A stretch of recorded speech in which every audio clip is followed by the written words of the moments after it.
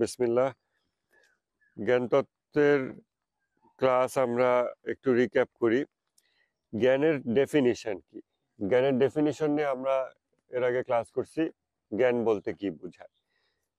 Philosophical টপিকগুলোতে বা ফিলোসফির core বিষয়গুলোতে যখন আমরা ক্লাস করব বা পড়ার চেষ্টা করব, তখন দেখা যাবে এমন সব শব্দের সংজ্ঞা নিয়ে কথা বলা হচ্ছে যে শব্দগুলো আমরা we take it for granted, যে নর্মাল। এটা আবার অর্থ জিজ্ঞাসা করা লাগে বা এটার আবার সংজ্ঞা দরকার হয়। জ্ঞান মানে তো জ্ঞান। এরকম যেমন আমরা গত বছর যখন ক্লাস করছিলাম, তখনও তো এপিস্টেমোলজিরই ক্লাস ছিল, এখানে ছাদের উপর করছিলাম সকালবেলা। সেখানে আমরা বলছিলাম যে চিন্তা কি জিনিস, চিন্তা জ্ঞান এগুলো নিয়ে আমরা তখন চিন্তা করছিলাম। হ্যাঁ, ব্রেনের মধ্যে মুভমেন্ট এরকম। তারপরে সেটা হচ্ছে থট, থট কি জিনিস। তারপরে জ্ঞান কি একটা একক জিনিস নাকি জ্ঞান মাল্টিপল হইতে পারে। সেখান থেকে আমরা কোরআনের নাজিল হওয়া এরকম অনেকগুলো কনসেপ্টে এক্সপ্লোর করতে পারছিলাম, শুধুমাত্র জ্ঞান বিষয়ক আলাপ করে। যেটাকে আমরা যখন ইঞ্জিনিয়ারিং পড়াশোনা করি, আমরা তখন বলি যে ডেটা অ্যাবাউট দ্য ডেটা, যেটাকে আমরা মেটা ডেটা বলি। ঠিক আছে না? রাজবুল চিন্তা করতেছে যে প্ল্যাটফর্মটা একটু কড়কড় করতেছে, কি বিষয়? হ্যাঁ, আপনি ওই গাছের দিকে মুভ করে বসেন, তাহলে আপনার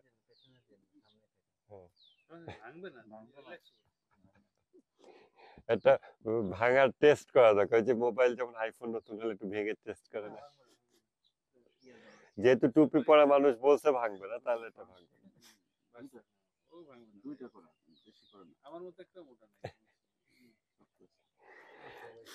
তো এই জন্য আমরা জ্ঞানের ডেফিনেশনটা দেখবো। এখন ডেফিনেশনটা এখানে যখন বলা হয়েছে এক বাক্যে, এটা শুনলে মনে হবে কি যে খুব জটিল একটা কথা, কিন্তু কেন জটিল ডেফিনিশন দিতে হয় সেটা প্রয়োজনীয়তা আছে।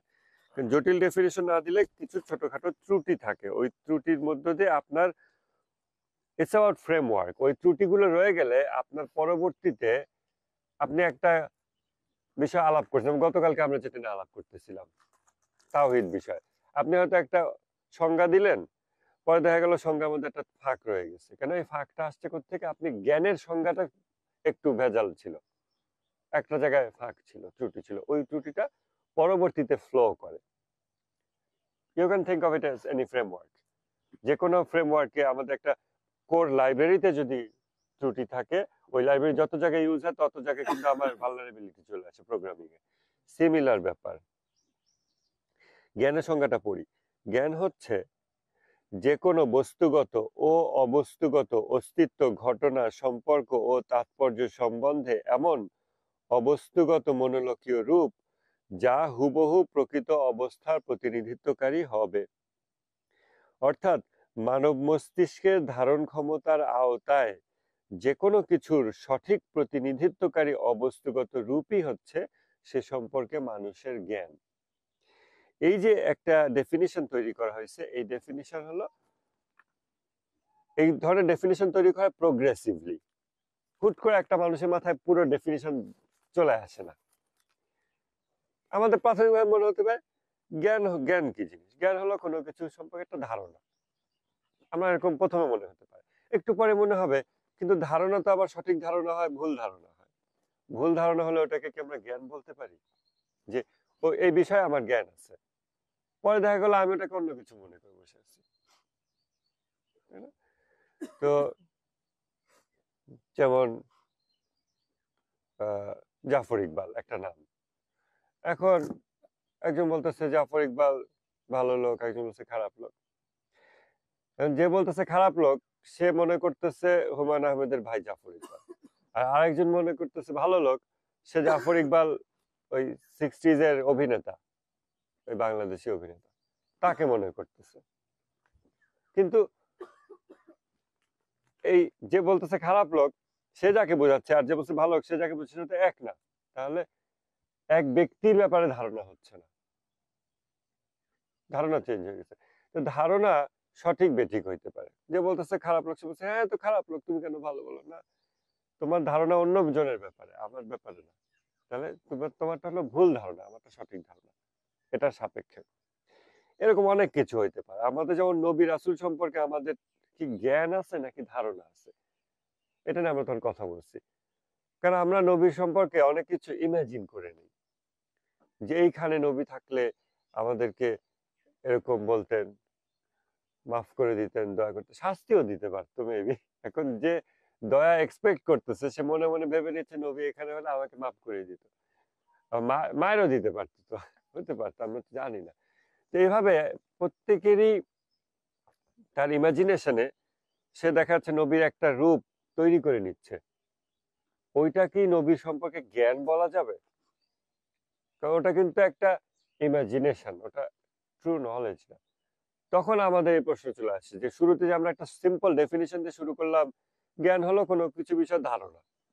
আমার গাছপালা বিষয়ে ধারণা আছে, আমার মোবাইল বিষয়ে ধারণা আছে, তাহলে আমার মোবাইলের জ্ঞান আছে, গাছের জ্ঞান আছে। কিন্তু একটু পরে দেখা যায় ভুল ধারণা সঠিক ধারণা, এই কনসেপ্টে চলে আসে। তখন আমাদের ডেফিনিশন আস্তে আস্তে কমপ্লেক্স হতে শুরু করে, যেন ডেফিনিশন কোনো ফাঁক ফোকর না থাকে। বিভিন্ন জায়গায় আমরা চেকস দিচ্ছি, চেক বসাচ্ছি যে এরকম ত্রুটি না হয়, ওরকম ত্রুটি না হয়। তখন এই যে কথাটা আসছে দেখেন, যা হুবহু প্রকৃত অবস্থার প্রতিনিধিত্বকারী হবে, এক্সাক্ট রিপ্রেজেন্টেটিভ, এক্সাক্ট রিপ্রেজেন্টেশন কোনো কিছু। যদি এক্সাক্ট রিপ্রেজেন্টেশন না হয় সেটা নলেজ হবে না। যেমন বাচ্চারা যখন মানুষের ছবি আঁকে, এটা গোল একটা দেয়, 3টা করে আঙ্গুল দেয়, এরকম। এটা কিন্তু হুবহু প্রতিনিধিত্বকারী হয়নি। মেবি আমরা যে ক্যামেরা দিয়ে ছবি তুলি এটা হলো হুবহু প্রতিনিধিত্বকারী বলা যেতে পারে, যদিও সেটার মধ্যে অনেক মাত্রা আছে, তাই না? তো স্টিল ওটাকে বলা যেতে পারে। কিন্তু হ্যাঁ হ্যাঁ হ্যাঁ হ্যাঁ, ডেপথের ব্যাপার আছে। স্টিল আমরা 3 আঙ্গুল যখন আসছে তখন তো সেটা আসলে হুবহু প্রতিনিধিত্ব হচ্ছেই না, হয়তো 3 আঙ্গুল দিয়ে অন্য প্রাণী আছে, হতে পারে।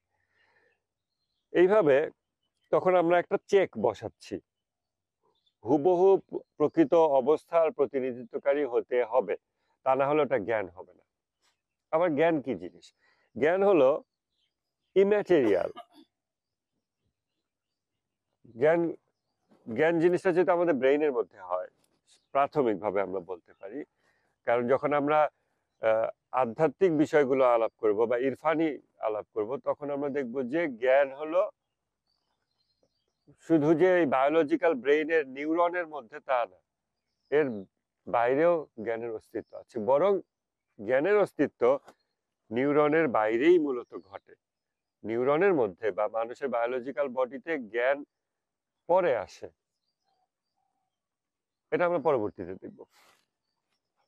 স্টিল আমরা যখন ব্রেইনের মধ্যে নলেজ থাকে ওটাকে কিন্তু আমরা ম্যাটেরিয়াল বলি না, ইম্যাটেরিয়াল বলি। চিন্তা, চিন্তা কি কোনো বস্তুগত জিনিস?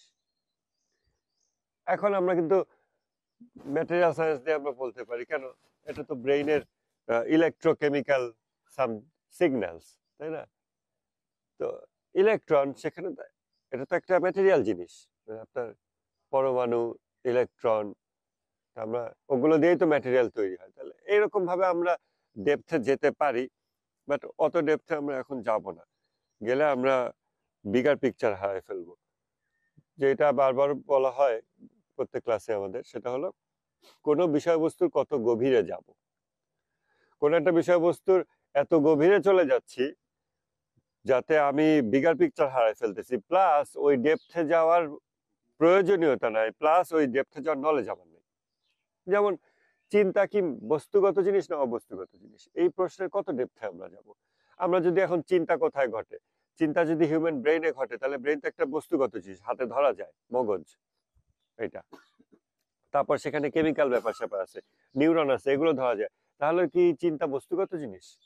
তারপরে ইলেকট্রন, আমরা ওটার ওই সায়েন্সের মধ্যে আমরা ঢুকে যাচ্ছি। তারপর দেখতেছি ওই সায়েন্সের পর্যাপ্ত নলেজ নেই, বা ওই সায়েন্স একটা লিমিট পর্যন্ত মানব জাতি এখন পর্যন্ত আবিষ্কার করতে পারছে, বাট সেই লিমিটের বাইরেও আরো নলেজ ফিউচারে আবিষ্কার হইতে পারে, এরকম। আর সেই নলেজও পুরোটা আমার নাই। আবার প্রথম কথা, আমার ওটা দরকার কিনা, কত ডেপথে যাওয়া।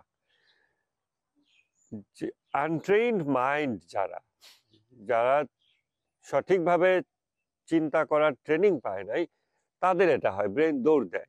একটা কিছু পড়তে যায়, ব্রেন দৌড় দেয়। একটা লেখার মধ্যে দিয়ে অনেক জগতে হারায় গেছে, একটা শব্দ থেমে অনেক জগতে হারায় গেছে, তখন সে ভুলেই গেছে আমি কোথা দিয়ে শুরু করছিলাম, কেন শুরু করছিলাম, কি উদ্দেশ্যে এটা আসছিল। তো এইভাবে আমাদের we shouldn't get carried away. ঠিক আছে? জ্ঞান হলো যে কোনো বস্তুগত ও অবস্তুগত বিষয়, সেটার মেন্টাল ইমেজ, মেন্টাল রিপ্রেজেন্টেশন। বস্তুগত অবস্তুগত, অস্তিত্ব, ঘটনা, সম্পর্ক, তাৎপর্য, এটা কিন্তু এক্সস্টিভ লিস্ট না। এটা দিয়ে জনে উল্টো পড়ে যাবেন, এটা দিয়ে জাস্ট বোঝানো হয়েছে আর কি। কত বিষয় মানুষের জ্ঞান হইতে পারে, মানুষের জ্ঞান কত রকম বিষয় হয়। আমরা বলতে চাই জ্ঞান কি জিনিস। জ্ঞান হলো অমুক ও অমুক বিষয়ের কি ধারণা, হুবহু প্রতিনিধিত্বকারী ধারণা। এখন আমরা সেই বিষয়গুলোকে কিভাবে লিস্ট করব? জ্ঞান হলো মানুষ, পশু, পাখি, গাছপালা, এরকম বলতে থাকলে তো শেষ হবে না লিস্ট। এটার এক্সাক্ট মেন্টাল ইমেজ, হুবহু প্রতিনিধিত্বকারী অবস্তুগত মনোলোকীয় রূপ। মনে আছে? তো এই যে অবস্তুগত মনোলোকীয় রূপ যা হুবহু প্রকৃত অবস্থা প্রতিনিধিত্বকারী। জনি ভাইকে এটা বলা যাবে না, বললে এটা আবার বাঘের মধ্যে দিয়ে রাস্তা যাচ্ছিল, তার মধ্যে একটা খাঁচা ছিল, এটা হয়ে যাবে। তো সেভাবে আমরা যেতে পারবো না। তারপর আবার আরো আমরা চেকস এন্ড ব্যালেন্স আমাদের দরকার আছে। কি লিমিট? কারণ আমরা জ্ঞান বলতে এখানে কি বলতেছি, জ্ঞান তত্ত্ব নিয়ে আমরা যখন আলাপ করব, ইনিশিয়ালি আমরা মানুষের জ্ঞান নিয়ে আলাপ করব। কারণ আমরা যখন আল্লাহর জ্ঞান নিয়ে আলাপ করতে যাব, স্রষ্টার জ্ঞান, তখন আমাদের টোটাল ফ্রেমওয়ার্ক ভেঙে পড়বে। এপিস্টেমোলজির যেই ফ্রেমওয়ার্ক আমরা দাঁড় করাচ্ছি জ্ঞান তত্ত্বে, এই ফ্রেমওয়ার্কটাই ভেঙে পড়বে। এই জন্য আমরা শুরুতে মানুষের জ্ঞান নিয়ে আলাপ করব। ডেফিনিশন হবে মানুষের জ্ঞান, মানব মস্তিষ্কের ধারণ ক্ষমতার আওতায় যে কোনো কিছুর সঠিক প্রতিনিধিত্বকারী ইম্যাটেরিয়াল মেন্টাল ইমেজ, অবস্তুগত মনোলোকীয় রূপ, সেটাই হলো সেই সম্পর্কে মানুষের জ্ঞান। কোনো কলম আনা হয় না, মানুষের জ্ঞান। তাহলে আমরা এখানে মানুষের জ্ঞান নিয়ে আলাপ করব। আল্লাহর জ্ঞান নিয়ে আলাপ করতে গেলে আমাদের এই পুরো বই বাদ দিয়ে আরেকটা ডিফারেন্ট বই লিখতে হবে। ঠিক আছে? বাট এটা হলো শুরু। এটার মাধ্যমে আমরা তখন আল্লাহর জ্ঞান বা জ্ঞানের আরো উচ্চতর সংজ্ঞায় পৌঁছাতে পারবো, যেটা আমরা গতকালকে রাতে আলাপ করতেছিলাম অস্তিত্ব নিয়ে। তাওহীদ ইন এসেন্স, অস্তিত্ব জগতের মধ্যে তাওহীদ। যখন এটা নাহজুল বালাগাতে আছে, মাওলানা আলী ইসলাম বলতেছেন তাওহীদ বিষয়ে 110 নম্বর খুতবা মনে হয়, সেখানে 110 নম্বর প্রথমে মনে হয়, প্রথম যেটা আমরা পাই খুতবা, তাওহীদের খুতবাটা, সেখানে এটা আছে যে কেউ যদি কোনো কিছুকে আল্লাহর থেকে সেপারেট করে দেখে তাহলেও সেটা ভুল, আবার আল্লাহর সাথে অংশ হিসেবে দেখে সেটাও ভুল। এরকম একটা কথা বলা হয়েছে। তখন মনে হয় কি আমাদের, এটা কি নাজুব আলাকে কারো ফোনে আছে বা কারো কাছে আছে, অ্যাপস এর মধ্যে থাকার কথা, একটু বের করেন তো। না, আমাদের ইয়ে অ্যাপস, দোয়া অ্যাপস বা এগুলোর মধ্যে আছে তো, দোয়া অ্যাপসটা আছে নাকি দেখেন তো, দোয়া অথবা, হ্যাঁ হ্যাঁ হ্যাঁ, এই যে হ্যাঁ, এর মধ্যে নাজুল বালাগার ওই ওই ডেফিনেশনটা একটু বের করার চেষ্টা করি। হ্যাঁ দেখি, খুতবা, আকাশ পৃথিবী আদর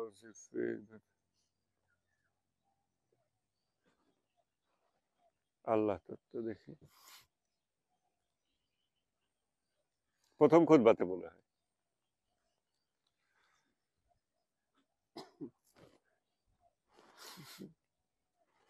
এটা নিয়ে আমরা প্রথম খুতবা থেকে আমরা তোয়াফুল উকুল দিয়ে আলাপ করছিলাম। যারা তার যারা তার সদৃশতা স্বীকার করে তারা দ্বৈতবাদের স্বীকৃতি দেয়, যারা তার দ্বৈতের স্বীকৃতি দেয় তারা তাকে খণ্ডভাবে দেখে, যারা তাকে খণ্ডভাবে দেখে তারা তাকে ভুল বোঝে, যারা তাকে ভুল বোঝে তারা তাকে চিনতে অক্ষম, যারা তাকে চিনতে অক্ষম তারা তার ত্রুটি স্বীকার করে। উপর খেয়াল আসতেছে এভাবে একটা চেইন অফ রেজাল্টস ছিল। যারা তাকে চিনতে অক্ষম তারা তার ত্রুটি স্বীকার করে, যারা তার ত্রুটি স্বীকার করে তারা তাকে সীমাবদ্ধতায় আবদ্ধ করে। যে মানুষ সৃষ্টির আগে আল্লাহ কি করতো এরকম, তখন আল্লাহকে টাইম সিকোয়েন্সের মধ্যে ফেলে দেয়, বা আল্লাহ 7 আসমানের উপরে আছে, আমরা আছি নিচে, তখন আল্লাহকে স্থানিক সীমাবদ্ধতায় আরোপ করে। হ্যাঁ কেন এই তো এরকম যখন প্রশ্নগুলো করা হচ্ছে, প্রশ্নই দেখা যাচ্ছে ভুল, প্রশ্নটা ভুল। তো এই প্রশ্ন যে ফ্রেমওয়ার্কের উপর দাঁড়ায় আছে সেটা হচ্ছে যেমন 2D প্লেন XY দ্বিমাত্রিক একটা সিস্টেমের মধ্যে যে প্রশ্ন করা যায় সেই প্রশ্ন ত্রিমাত্রিক সিস্টেমের মধ্যেও করা যেতে পারে, কিন্তু ত্রিমাত্রিক সিস্টেমের কিছু প্রশ্ন দ্বিমাত্রিক সিস্টেমে করা যায় না। একটা ত্রিমাত্রিক 3D অবজেক্ট, দৈর্ঘ্য প্রস্থ উচ্চতা আছে, আর যেই জগতে শুধু দৈর্ঘ্য প্রস্থ আছে, উচ্চতা বলে কিছু নাই, সেই জগতে কি আমরা উঁচু এবং নিচু জিনিসের আলাপ করতে পারবো? একটা কিছু উঁচু আর একটা জিনিস তার থেকে নিচু, প্লেন উঁচুতে উঠছে আমরা নিচে আছি, এই আলাপগুলোই সম্ভব না যেই জগতে উঁচু নিচু বলে কিছু নাই, শুধু দৈর্ঘ্য প্রস্থ আছে, উচ্চতা বলে কিছু নাই, XY আছে, জেড নাই। তো ওই ফ্রেমওয়ার্ক এই জিনিসটাকে ধারণ করতে পারতেছে না। এখন ওই ফ্রেমওয়ার্কের মধ্যে থেকে আমরা যতই প্রশ্ন উত্তর করি, we are asking the wrong question. রং কোয়েশ্চেনটা সৃষ্টি হইতেছে লিমিটেড ফ্রেমওয়ার্কের কারণে, ফ্রেমওয়ার্কের লিমিটেশনের কারণে। এবং আমরা যখন চিন্তা করব আমরা দেখব যে আল্লাহ তত্ত্ব, আল্লাহ সম্পর্কে চিন্তা, নবীর সম্পর্কে চিন্তা, ইসলাম সম্পর্কে চিন্তা, এই সমস্ত চিন্তাই আমাদের প্রত্যেকের নিজ নিজ ব্যক্তিগত ফ্রেমওয়ার্কের ভিতরে ঘটে। ঘুমাচ্ছে নাকি? আচ্ছা, মাঝে মধ্যে চশমা খুলে রাখবে না, ভালো লাগতেছে, বেশি ভালো লাগলে কিন্তু ঘুম এসে যাবে। ওই যে হাসিনার আমলে যে ইলেকশনে ভোট দিতে দাঁড় করে দিয়েছে মহিলাদেরকে, কয়েকবার ভোট দিচ্ছে, তখন টিভি থেকে বলে যে আপনি তো ভোট দিয়েছেন, এখানে আবার আপনি দাঁড়িয়েছেন। তো একজন তো বলছে খুশিতে ঠেলায়, হ্যাঁ, আর আরেকজন বলে আমি এমনি দাঁড়ায় আছি, আমাকে দাঁড়ায় থাকতে খুব ভালো লাগতেছে। এটাও আছে ওই একই ভিডিওতেই। তো ভালো লাগতেছে। হ্যাঁ হ্যাঁ, বরিশালের। তো এখন এটা হলো আমরা আমাদের প্রত্যেকের নিজ নিজ চিন্তাগত লিমিটেশন আছে, বা আমরা বলতে পারি আমাদের প্রত্যেকেই চিন্তার এক একটা ফ্রেমওয়ার্ক আছে, যে ফ্রেমওয়ার্কের মধ্যে থেকে আমরা চিন্তা করি, এবং আমাদের সুযোগ আছে এই ফ্রেমওয়ার্কটাকে আপগ্রেড করার। আবার দুর্ভাগ্যজনক অবস্থায় পতিত হলে কারো কারো এই ফ্রেমওয়ার্ক ডাউনগ্রেডও করে, এবং আমরা এটা হতে দেখছি অনেক মানুষের, যারা ইসলামের উন্নততর ফ্রেমওয়ার্কে চিন্তা করতে শিখে এবং সেই জগতে প্রবেশ করার পরও ডিগ্রেড করছে, ডাউনগ্রেড করছে, বুদ্ধিজমের দিকে চলে গেছে, এবং হিন্দুত্ববাদ এগুলোর ভিতরে প্রবেশ করছে, ইসলামকে হিন্দুইজমের মধ্য দিয়ে ইসলামকে এক্সপ্রেস করতেছে, বুদ্ধিজমের মধ্য দিয়ে ইসলামকে এক্সপ্রেস করতেছে, এবং তাদের যে কনসেপ্ট গুলো, অবশ্যই ওগুলো আমরা ডিবেট করতে পারি, ডিবেট করতে আমরা সক্ষম,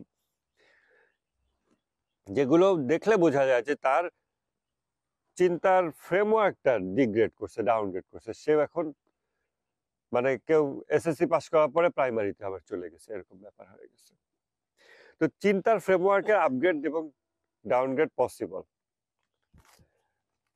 এবং আমরা যখন আল্লাহ বিষয়ে চিন্তা করি, করতে করতে হয় যে আমরা এমন একটা প্রশ্ন আমাদের ভিতরে আসে, যখন আমরা দেখি প্রশ্নটা প্রবলেম্যাটিক, প্রশ্নের ইয়েস উত্তর দিলেও সমস্যা, নো উত্তর দিলেও সমস্যা।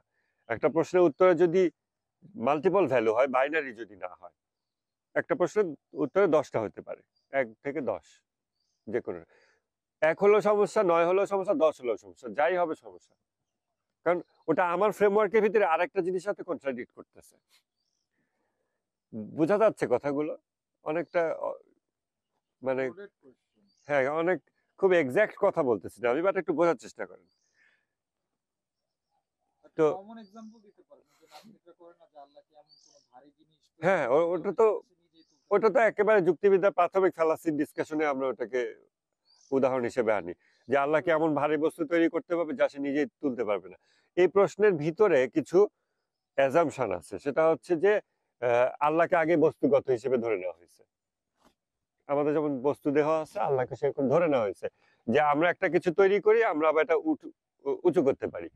আবার আমরা এমন কিছু তৈরি করি যা আমরা উঁচু করতে পারি না। আমরা বাড়ি ঘর বানাই, আমরা উঁচু করতে পারি না। গাড়ি তৈরি করে আমরা উঁচু করতে পারি না। সেম জিনিস আল্লাহর উপরে অ্যাপ্লাই করতেছে। সো আল্লাহকে সে অ্যাজিউম করে নিছে মানুষ বা অন্যান্য প্রাণীর মতো একটা সৃষ্টি। অন্যান্য প্রাণীও অনেক কিছু তৈরি করে যা কিন্তু পরে তারা উঁচু করতে পারে। যে মৌমাছি একটা মৌচাক তৈরি করে, ও কিন্তু একা পুরো মৌচাক উঁচু করতে পারে না, এরকম। এটা আমরা খুব সহজে আমাদের নিজেদের চিন্তা কাঠামোর মধ্যে থেকে এটা ত্রুটিটা বাইর করে ফেলতে পারতেছি। এখন যখন সাইর ওয়া সুলুক বা আধ্যাত্মিক যাত্রা মানুষ করে, এবং কেউ এটা কনসাসলি করুক বা কনসাসলি না করুক, এটা মানুষের ঘটবেই।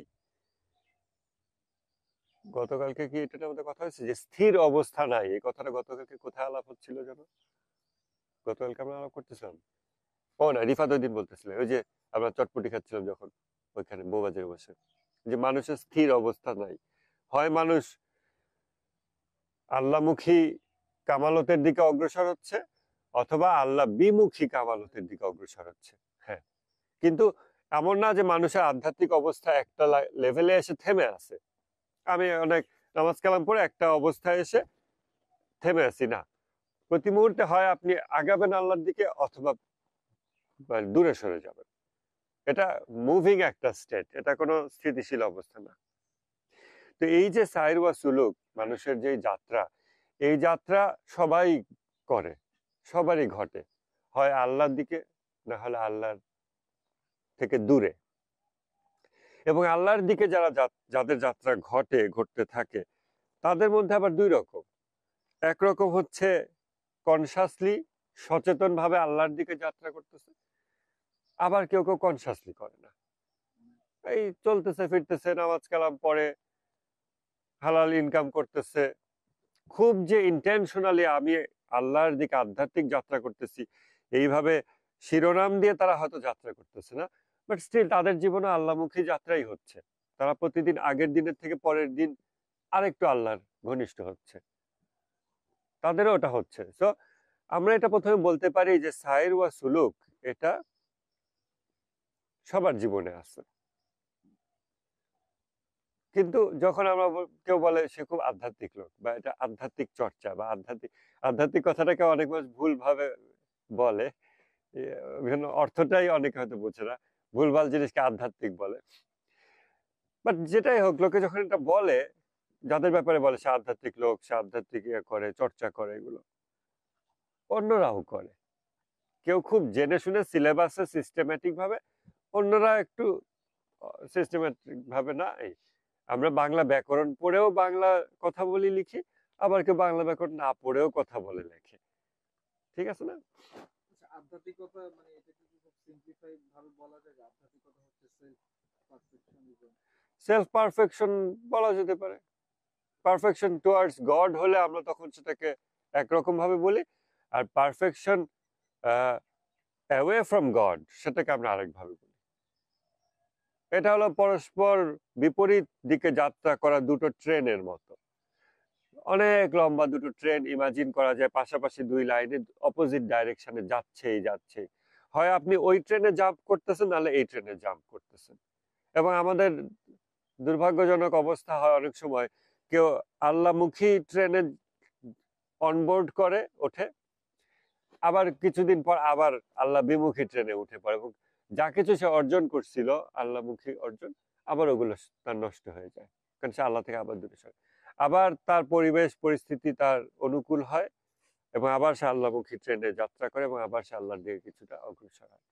এবং অনেক সময় এমন মানুষ হয় যে সে কাফের অবস্থায় মৃত্যুবরণ করে, কারণ তার শেষ সময়টা ছিল আল্লাহ বিমুখী যাত্রা। ওটাও কামালত, ওটাও পারফেকশন। মানুষ পারফেকশনিস্ট, এটা আমাদের একেবারে কোর একটা কনসেপ্ট। প্রত্যেকটা মানুষ পারফেকশনিস্ট। যারা পৃথিবীর ধ্বংসযজ্ঞ চালাচ্ছে, বোমা দিয়ে মানুষ মেরে শেষ করে দিচ্ছে, ওরাও পারফেকশনিস্ট। যারা মানুষের জীবন বাঁচানোর জন্য কাজ করতেছে তারাও পারফেকশনিস্ট।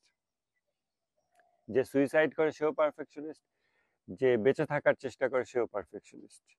সমস্ত মানুষ পারফেকশনিস্ট। সমস্ত মানুষ সায়ের ওয়া সুলুক করতেছে, আধ্যাত্মিক যাত্রা করতেছে, আল্লাহর দিকে কনসাসলি যাত্রা অথবা সাবকনসাসলি যাত্রা।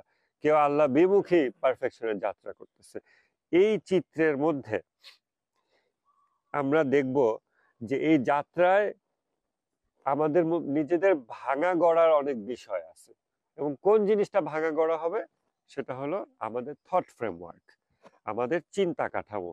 জ্ঞানতত্ত্ব আলাপটা যেখানে প্রাসঙ্গিক হয়ে ওঠে, চিন্তা কাঠামোটা ভাঙে। কখন ভাঙে? ওই যে দ্বিমাত্রিক স্পেসে এক্স ওয়াই এর ভিতরে যারা বসবাস করে তাদেরকে যখন উঁচু এবং নিচু কনসেপ্টগুলো বোঝানোর চেষ্টা করা হয় তখন তারা এটা বুঝতে পারে না। তাদেরকে যখন বলা হয় একটা জিনিস একই সাথে তার এক্স ডাইমেনশন আছে, ওয়াই ডাইমেনশন আছে, এট দ্য সেম টাইম এটা জি অ্যাক্সিসে এটা উঁচু, আরো উঁচু অথবা নিচু, সেটা বুঝতে পারে না। সে বলে এটা এক্স এর সাপেক্ষে ওয়াই কত দূর। আমরা যখন গ্রাফ করছি না, এক্স এর সাপেক্ষে ওয়াই কত, ওয়াই এর সাপেক্ষে এক্স কত দূর, এইভাবে সে প্রশ্ন করতে থাকে। এখন ওই জি অ্যাক্সিস বুঝাতে হলে তার যে চিন্তার কাঠামো ওটা ভেঙে চুরে নতুন একটা কাঠামো তৈরি করতে হবে। নতুন কাঠামো হচ্ছে এক্স ওয়াই জেড, তিনটা অ্যাক্সিস আছে। ইন্টারেস্টিং বিষয় হচ্ছে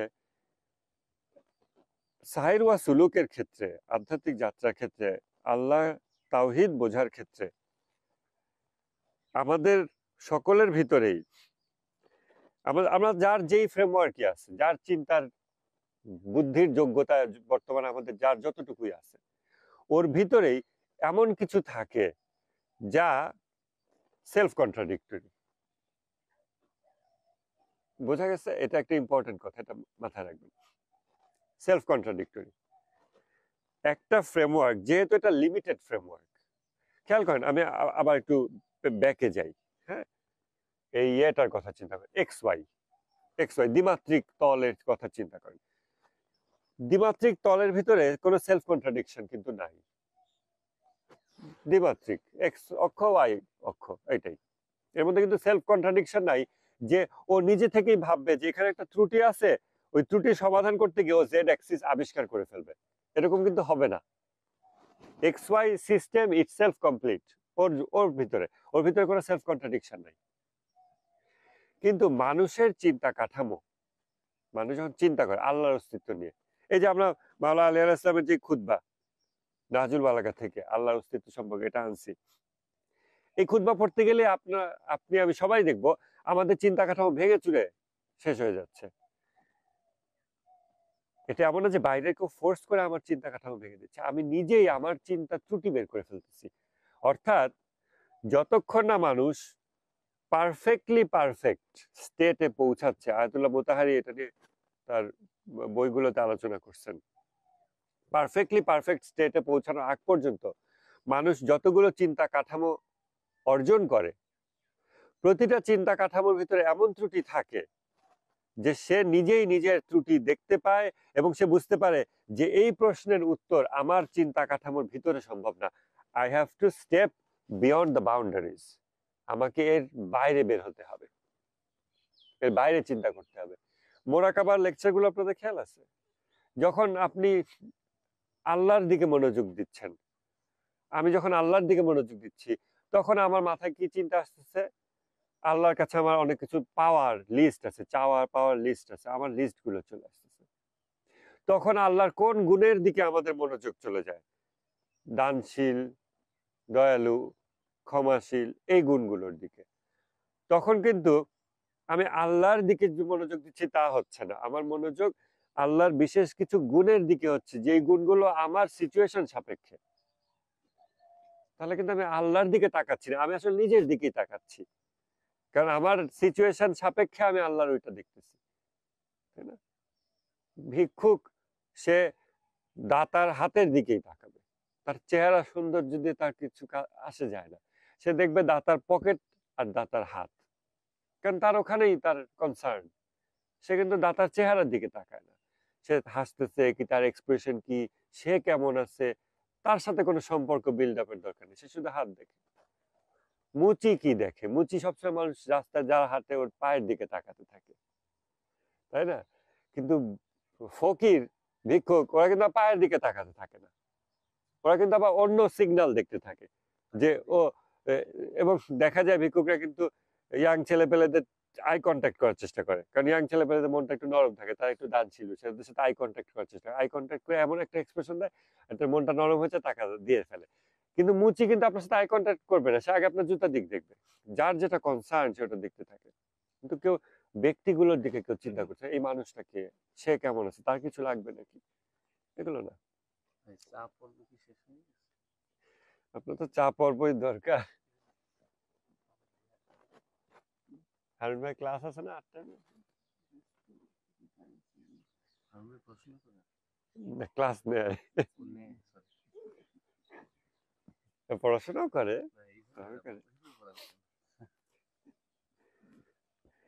তো না মানে আপনি যে সে একটা টিচার, এটা আপনি ভাবতে হয়তো পারেন, এটা হচ্ছে যে আপনার মতোই একটা স্টুডেন্ট, এরকম ভাবছে। আমরা কইছিলাম এটা হচ্ছে যে ফ্রেমওয়ার্ক। তো ফ্রেমওয়ার্কের ভিতরে সেলফ কন্ট্রাডিকশন আল্লাহ তাআলা দিয়ে দিয়েছেন আমাদের থট ফ্রেমওয়ার্ক গুলোর ভিতরে। এটা আল্লাহর দেওয়া একটা বিশাল নিয়ামত, যেটা আমাদেরকে আমাদের ফ্রেমওয়ার্ককে এক্সপ্যান্ড করতে, ইমপ্রুভ করতে বাধ্য করে। আমরা নিজের ভিতরে ফিল করি যে আমি যেইভাবে চিন্তা করি এটা দিয়ে এই বিষয়টা উত্তর হবে না, এটার সীমা আছে, আমি সীমায় পৌঁছে গেছি, সো আমাকে এখন সীমার বাইরে পা ফেলতে হবে। এই জিনিসটা সূরা ইখলাসে আছে। আল্লাহ তাআলা বলতেছেন যে বিসমিল্লাহির রহমানির রহিম, কুল হু আল্লাহু আহাদ, তিনি আহাদ, আল্লাহু সামাদ। আল্লাহু সামাদ কথাটা আমরা অর্থ করি যে আল্লাহ অমুখাপেক্ষী, আমরা মুখাপেক্ষী। এখন আপনারা বোঝেন এটা হলো কন্টিনজেন্সি। আল্লাহু সামাদ অর্থ হচ্ছে একমাত্র আল্লাহ তাআলাই হলেন ওয়াজিবুল উজুদ, এসেনশিয়াল এক্সিস্টেন্স, অপরিহার্য অস্তিত্ব, আর সকলেই মুমকিনুল উজুদ, পসিবল এক্সিস্টেন্স, সম্ভব অস্তিত্ব, কন্টিনজেন্ট বিইং, শর্তাধীন অস্তিত্ব। তারা মুখাপেক্ষী। ওই যে আল্লাহু সামাদ, আল্লাহ অমুখাপেক্ষী অনুবাদ করা হয় না, আল্লাহ অমুখাপেক্ষী, বাকিরা মুখাপেক্ষী। তখন আমরা মুখাপেক্ষী কথাটা শুনলে আমাদের প্রথম সেন্স যেটা আসে বাংলা শব্দটা শুনলে, সেটা হচ্ছে আমরা আল্লাহর কাছ থেকে অনেক কিছু চাই, বিপদ আপদে উদ্ধার চাই, ক্ষমা চাই, এভাবে আমরা আল্লাহর মুখাপেক্ষী। বাট আমরা যে অস্তিত্ব মানতার জন্য আল্লাহর মুখাপেক্ষী, for our very existence we are contingent আপন গড, ওটা কিন্তু আমাদের প্রথমে মুখাপেক্ষিতা শুনলে মাথায় আসে না। মুখাপেক্ষিতা আমাদের সোশ্যাল কনটেক্সটে শব্দটা ব্যবহার হয়, ফিলোসফিক্যালি এক্সিস্টেন্সের জগতে মুখাপেক্ষিতা শব্দটা ইউজ হয় না। আমরা সাধারণত শুনি না, বলতে শুনি না, লেখা টেখায় পড়া হয় না। এই জন্য মুখাপেক্ষী, আল্লাহ অমুখাপেক্ষী যখন অনুবাদ করা হয় তখন পাঠকের মনে ওই সেন্সটা আসে না। আল্লাহ সামাদ বলতে আসলে যে সেন্সটা আসছে, কোর যে সেন্সটা, সেটা হচ্ছে আল্লাহ ওয়াজিবুল উজুদ, আর বাকি সবাই মুমকিনুল উজুদ, কন্টিনজেন্ট বিইং, বাকি সবাই হচ্ছে শর্তাধীন অস্তিত্ব। আল্লাহ সামাদ, এমন কেউ নাই যে আল্লাহর থেকে totally independent, free, total freedom আছে আল্লাহর থেকে, না। তার এক্সিস্টেন্সের জন্য সে পাপ করুক পুণ্য করুক, ওই যে 4টা পিলারের উপর একটা ছাদ দাঁড়ায় আছে, ওই ছাদের উপর দাঁড়ায় আপনি নামাজি পড়েন আর মার্ডারই করেন, যাই করেন না কেন, সবকিছুই ওই পিলারগুলোর উপর ডিপেন্ডেন্ট। পিলারগুলো নাই, ছাদ ভেঙে পড়ছে, আপনি শেষ, ছাদও নেই, কিচ্ছু নেই, শেষ, জিরো। এটা একটা দুর্বল উপমা। এবং ফিলোসফি অফ অ্যানালজি কথাটা আমরা চেহেল হাদিস ক্লাসে অনেকবার বলছি, মনে আছে? উপমা কিন্তু কখনোই মূল বিষয়বস্তুকে বুঝতে দেয় না, মূল বিষয়বস্তুর কাছাকাছি আসে, তারপর আপনাকে জাম্প করতে হবে মূল রিয়ালিটিতে। এই যে আমরা যে উদাহরণটা দিলাম, এই উদাহরণ দিলে কিন্তু প্রকৃত আল্লাহ সামাদ কথাটা বোঝা যাচ্ছে না, কারণ ছাদ ভেঙে পড়লেও আপনি দাঁড়ায় থেকে নামাজ পড়তে পারবেন, ঠিক আছে? কিন্তু আল্লাহ সামাদ কথাটার যে অর্থ, মানুষ এবং গোটা অস্তিত্ব জগৎ যে অস্তিত্ব মানতার জন্য, ফর দেয়ার এক্সিস্টেন্স, আল্লাহর উপরে কনস্ট্যান্ট ডিপেন্ডেন্ট, কনস্ট্যান্ট কন্টিনজেন্সি, নির্ভরশীলতা, এটা কিন্তু ওই উদাহরণের সাথে হুবহু মেলে না। হুবহু যদি হইতো তাহলে আর উপমা লাগতো না, ডাইরেক্টলি বোঝা যাইত। যাই হোক, এইভাবে আমাদের প্রত্যেকেরই জ্ঞানের যার যে মুহূর্তে যতটুকুই ফ্রেমওয়ার্ক আছে, ওটার আপগ্রেড পসিবল। এবং আপগ্রেড পসিবল কিভাবে? যখন আমরা আমাদের নিজেদের থট ফ্রেমওয়ার্কের ভিতরে অনেক রকম কোশ্চেনকে অ্যাকোমোডেট করি এবং অনেক প্রশ্নের উত্তর সন্ধান করার চেষ্টা করি, তারপর দেখি কিছু প্রশ্নের উত্তর ইয়েস বললেও সমস্যা, নো বললেও সমস্যা, উত্তরে 1 2 3 4 যাই বলি সমস্যা, কারণ ওটা আমারই আরেকটা বিষয়ের সাথে কন্ট্রাডিক্ট করতেছে। তখন আমার থট ফ্রেমওয়ার্ক ভেঙে চুরে আমি নতুন করে গড়ে তুলি বা ইমপ্রুভ করি, টোটালটা বাতিল করি না, কিছু জিনিস ঠিক থাকে, কিছু জিনিস ইমপ্রুভ হয়। স্রষ্টা তত্ত্বের ক্ষেত্রেও বিষয়টা এরকম।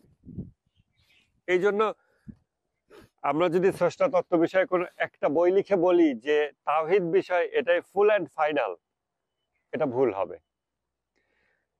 এবং এই কারণেই তাওহীদ বিষয়ে বারবার বই লেখার প্রয়োজনীয়তা আছে, বারবার ক্লাস নেওয়ার প্রয়োজনীয়তা আছে, বারবার লেকচারের প্রয়োজনীয়তা আছে, বারবার চিন্তা করার, মোরাকাবা করার প্রয়োজনীয়তা আছে।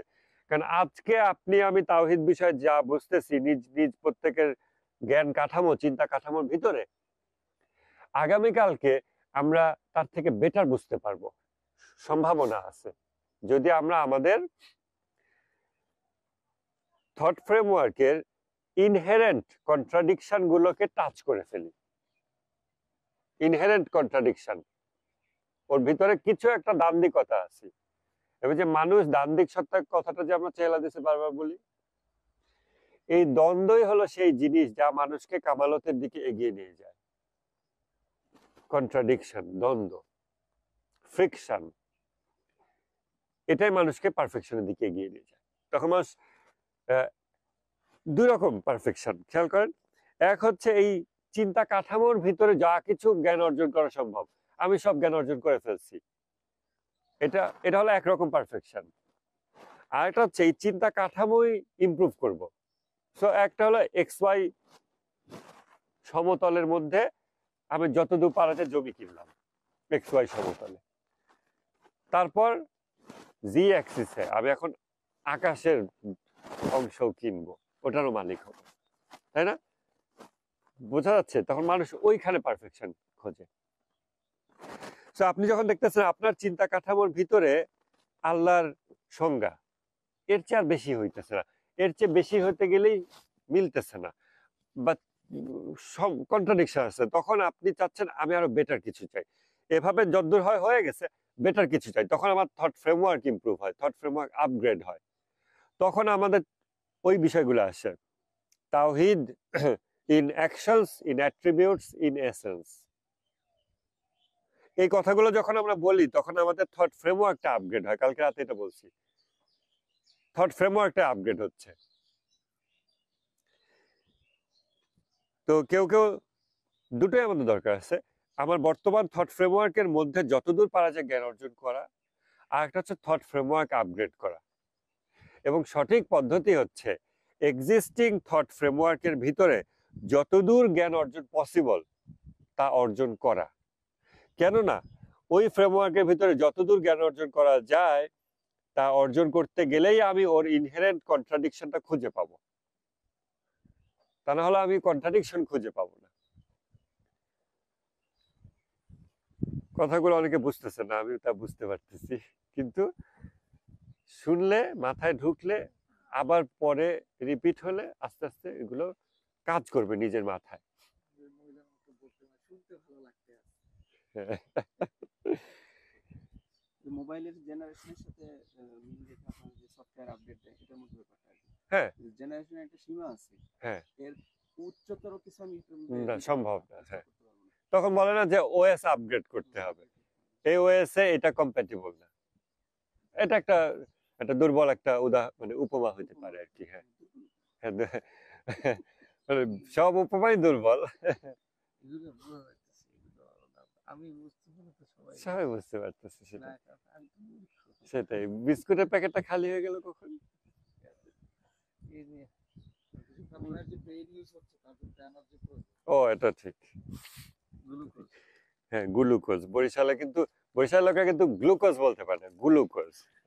এটা কিন্তু কোনো যুক্ত উচ্চারণ বরিশালের লোক ভাই না, সব সময়।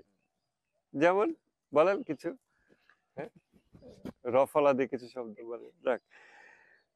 তো হ্যাঁ বেরেন, হ্যাঁ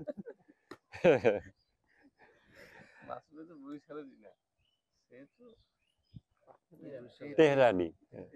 আচ্ছা, তো এখন এই বিষয়টা একটু খেয়াল করা দরকার। সেটা হলো আপনি বাংলাদেশে যারা সুফিজমের কথা বলে বা তরিকার কথা বলে, তরিকা শব্দটা অনেক শুনবেন পীর মাজার এই জায়গাগুলোতে, তারা যেই প্রবলেমটা করে, প্রবলেমটা আমাদের জানতে হবে, না হলে আমাদের প্রবলেম হতে পারে।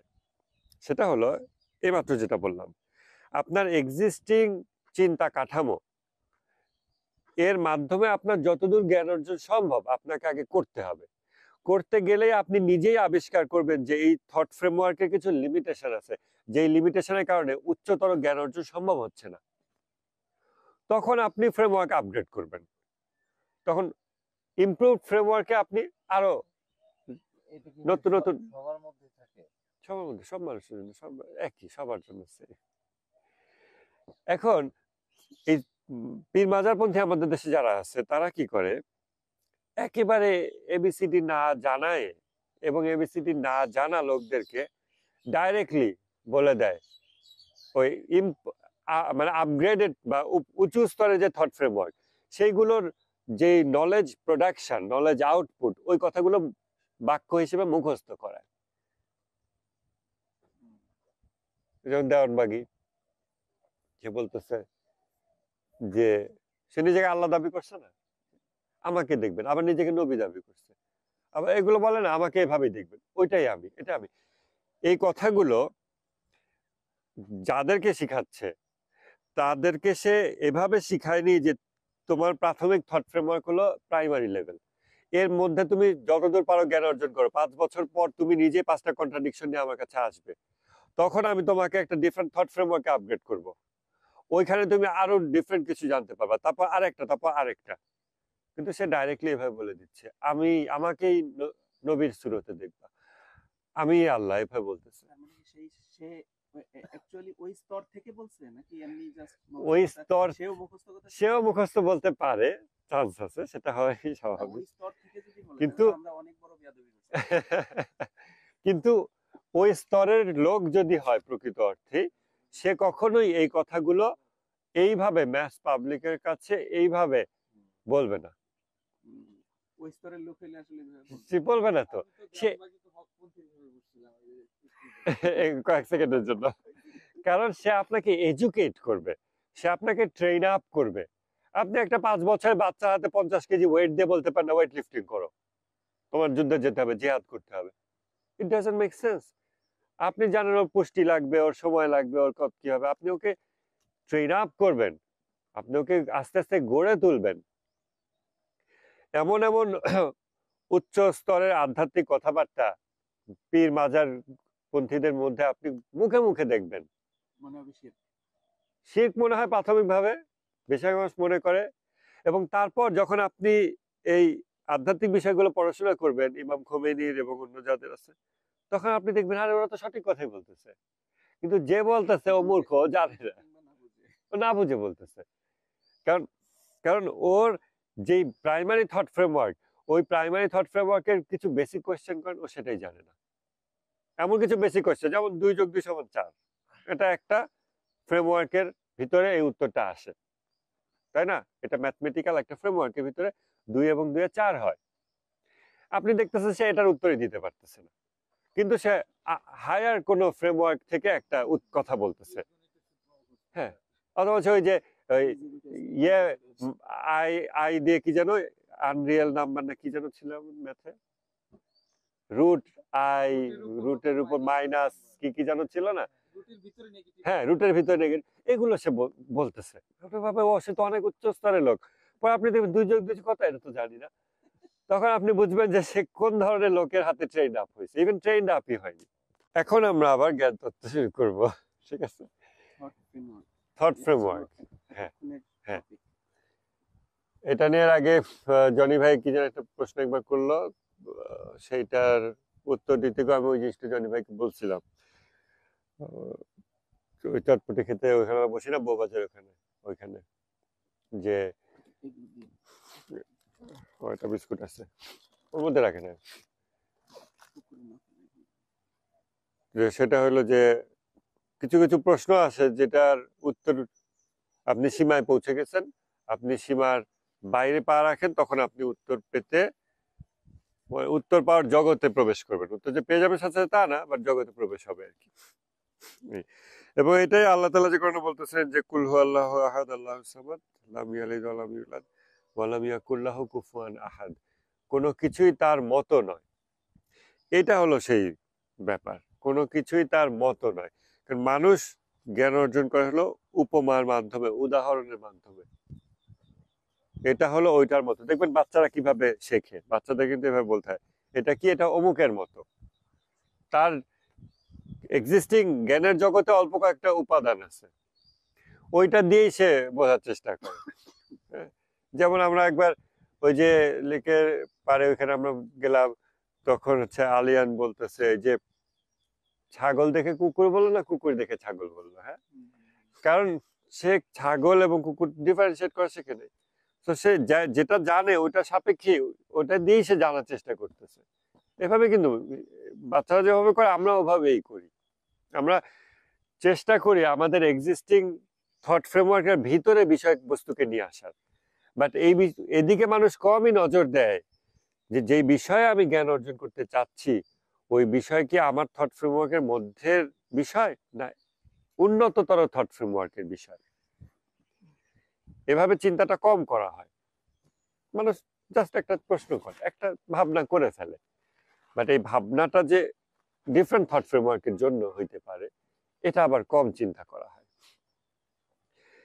এবং খুব ধীর স্থির ভাবে চিন্তা না করলে থট ফ্রেমওয়ার্কের শিফট পসিবল হয় না। আমরা এখানে এই পরিবেশে এসে যে চিন্তাগুলো করতে পারতেছি এবং বুঝতে পারতেছি, কেওটিক এনভায়রনমেন্টে এটা পসিবল হইতো না। ঢাকায় বসে আমরা মোবাইল ফোন আসতেছে, কলিং বেল চাপতেছে, এগুলোর মধ্যে এটা পসিবল হইতো না, যেটা এখানে পসিবল হচ্ছে। এবং যখন মানুষ উত্তেজিত মস্তিষ্কে বিতর্ক করে তখন এটা আরো পসিবল হয় না, এখন তখন তার জিততে হবে, নিজের মর্যাদা রক্ষা করতে হবে, এই সমস্ত সমস্যা আছে। এই জন্য মোরাকাবার হালে এমন সব জ্ঞান অর্জন সম্ভব যা কেওটিক এনভায়রনমেন্টে অনেক বছর লেগে যেতে পারে। কিন্তু কেউ যদি মোরাকাবা করে, মনোনিবেশ করে 2 মিনিটে 5 মিনিটে সে এমন এমন জ্ঞান অর্জন করতে পারে বা জ্ঞানে এমন থট ফ্রেমওয়ার্কে পৌঁছাইতে পারে যে ফ্রেমওয়ার্কে পৌঁছানোর পর তার কাছে পৃথিবীর সৃষ্টি জগতে, অস্তিত্ব জগতের অনেক সত্য তার কাছে বাস্তব মনে হয়, বাস্তব হয়ে ধরা দেয়। কিন্তু সেইটা আবার যদি সে সাধারণ মানুষের কাছে, সবার কাছে বলে বেড়ায় তাহলে হবে না।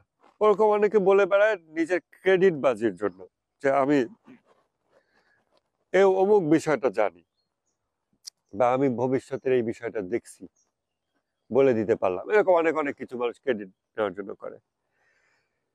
কিন্তু প্রকৃত আধ্যাত্মিক বা আল্লাহওয়ালা ব্যক্তি যারা, তারা এরকম করবে না। তারা একটা মানুষের দিকে তাকাবে এবং তার অনুযায়ী কথা বলবে।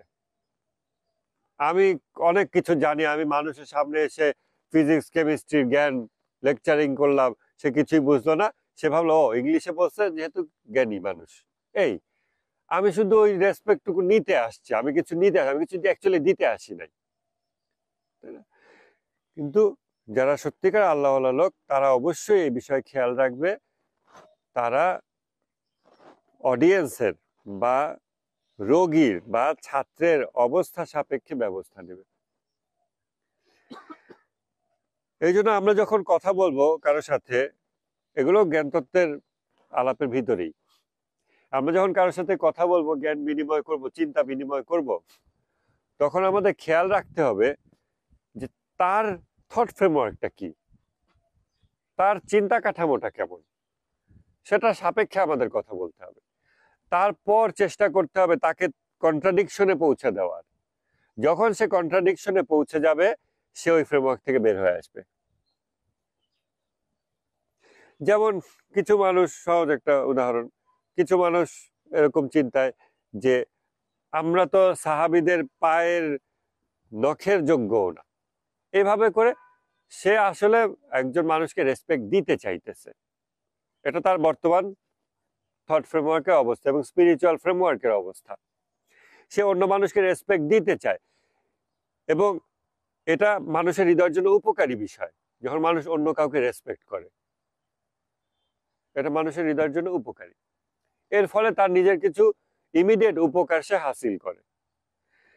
এইভাবে সে সাহাবী শব্দটা শুনছে, বিভিন্ন সাহাবীর নাম শুনছে, সে ওই নামগুলোর উপরে রেসপেক্টটা আরোপ করতেছে, নট নেসেসারিলি অ্যাকচুয়াল ব্যক্তির উপর। কারণ অ্যাকচুয়াল ব্যক্তিকে আসলে সে জানে না। ওই যে অবস্তুগত মনোলোকীয় রূপ যা হুবহু প্রকৃত অবস্থার প্রতিনিধিত্বকারী হবে। ইভেন আমরা তো নবীকেই হুবহু জানি না, সাহাবী জানবে কোত্থেকে? নবী সম্পর্কে আবার একটা কিছু ইমাজিন করে নেই। তো এইভাবে সে সাহাবীদের সম্পর্কে একটা ইমাজিনেশন আছে তার, শিয়াদেরও সুন্নিদেরও সবারই। এটা এমন না যে খালি সুন্নিদের, শিয়ারা এর থেকে না। আমরা আমাদের জ্ঞানতত্ত্বে আগে ক্লাসে এটা বলছি যে আমরা কি কেউ বলতে পারবো যে আমরা আলীকে চিনি, জানি? হযরত আলীকে, যারা হযরত আলীর বেলায়েতে ঈমান রাখে, তারাও কি বলতে পারবে? সে আলীর সম্পর্কে একটা কিছু ধারণা করতেছে। তখন আমরা জ্ঞানের তিনটা ভাগ করছিলাম। এক হচ্ছে সঠিক জ্ঞান, হুবহু প্রতিনিধিত্ব করে, আরেকটা হচ্ছে বেঠিক বা ভুল ধারণা, আর একটা হচ্ছে বিকৃত জ্ঞান। আংশিক নির্ভুল জ্ঞান, আংশিক বিকৃত জ্ঞান, মনে আছে? আংশিক ভুলযুক্ত জ্ঞান। আর জ্ঞান বলতে কমপ্লিটটাকে আমরা বলতে পারি পরিপূর্ণ জ্ঞান, পরিপূর্ণ নির্ভুল জ্ঞান, আংশিক নির্ভুল জ্ঞান, আংশিক ভুলযুক্ত জ্ঞান। এই যে আমরা ক্লাসিফিকেশন গুলো করছি। এই যে সে সাহাবী শব্দটা শুনে তার একটা রেসপেক্ট ফিল হয়, সে রেসপেক্ট দিতে চায়। এটা তার হৃদয়গত, তার স্পিরিচুয়াল ফ্রেমওয়ার্কের বর্তমান অবস্থা। আপনাকে দেখতে হবে এই অবস্থার মধ্যে নেভিগেট করে কোন জায়গায় তাকে পৌঁছায় দিলে সে একটা কন্ট্রাডিকশনে পৌঁছাবে যে আমি যে হত্যাকারী তাকেও আমি রেসপেক্ট করতেছি, যে মাজলুম নিহত তাকেও আমি রেসপেক্ট করতেছি। এইটা আবার তার এক্সিস্টিং ফ্রেমওয়ার্কের মধ্যে কন্ট্রাডিকশন নিয়ে আসে। যে জালেম এবং যে মজলুম, দুজনকে আমি ভালোবাসি, দুজনকে রেসপেক্ট করতেছি, এই ব্যাপারটা তার ভিতরে কন্ট্রাডিকশন নিয়ে আসতেছে।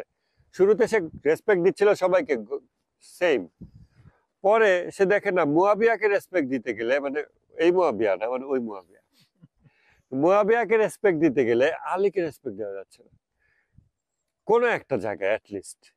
তখন সে একটা কন্ট্রাডিকশনে পৌঁছায়।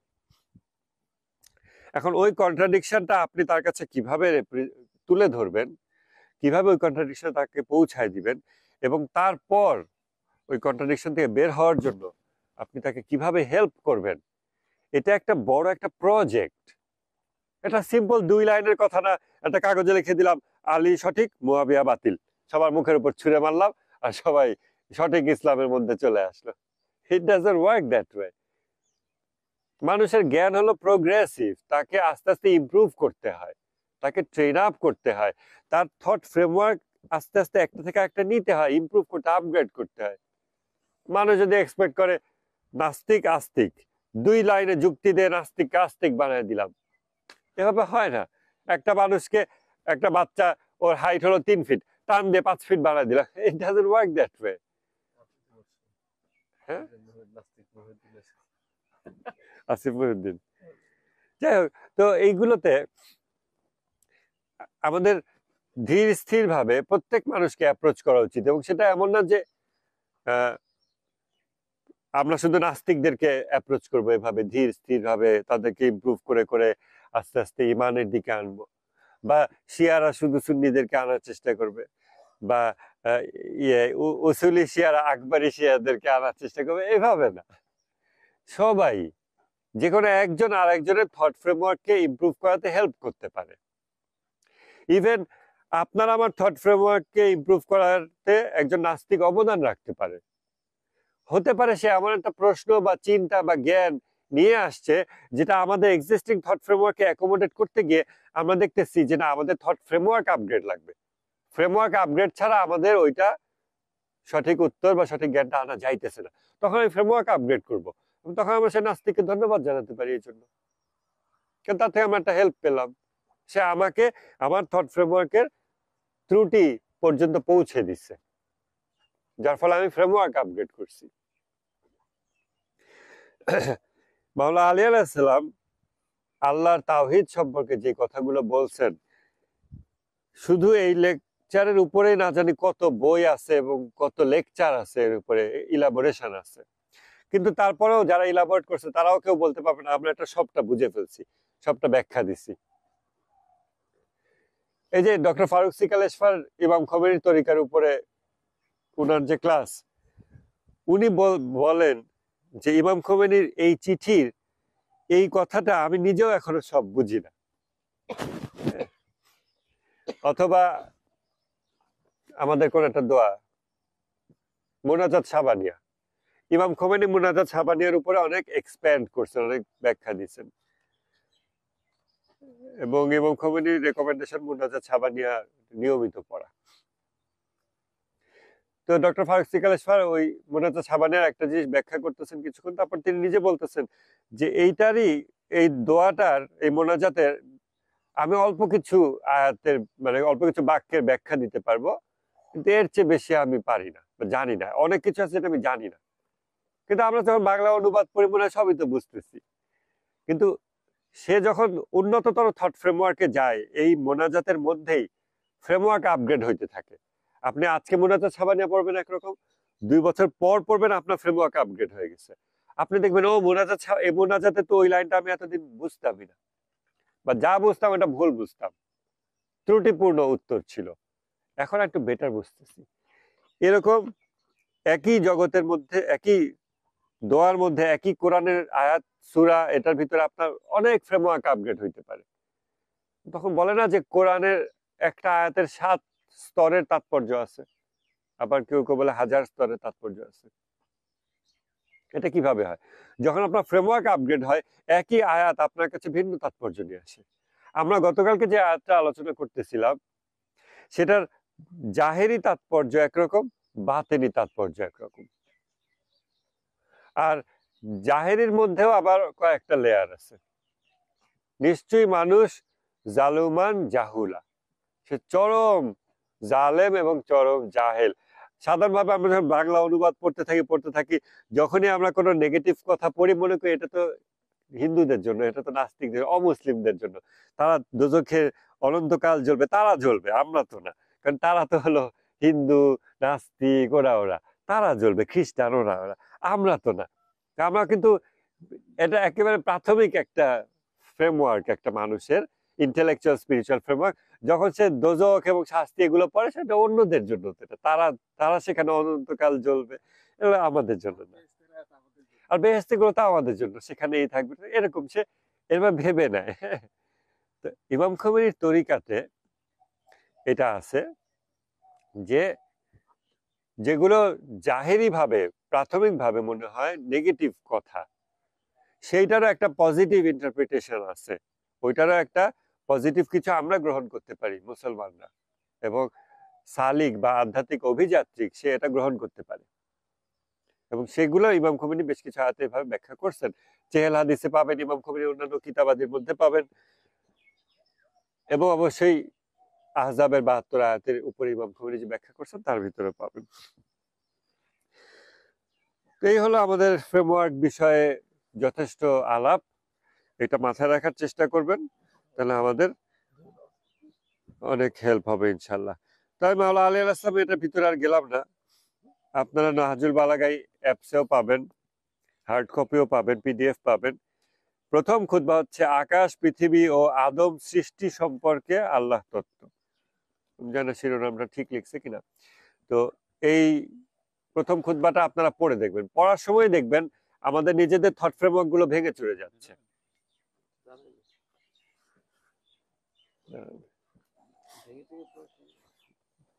হ্যাঁ,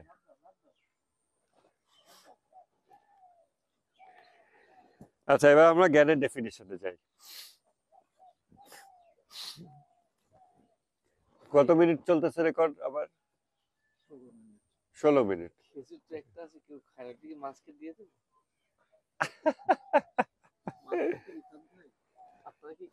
মাছের নাম রিফাত, এখানে রিফাত নামে একটা মাছ আছে, সে খেজুর খেতে চায়।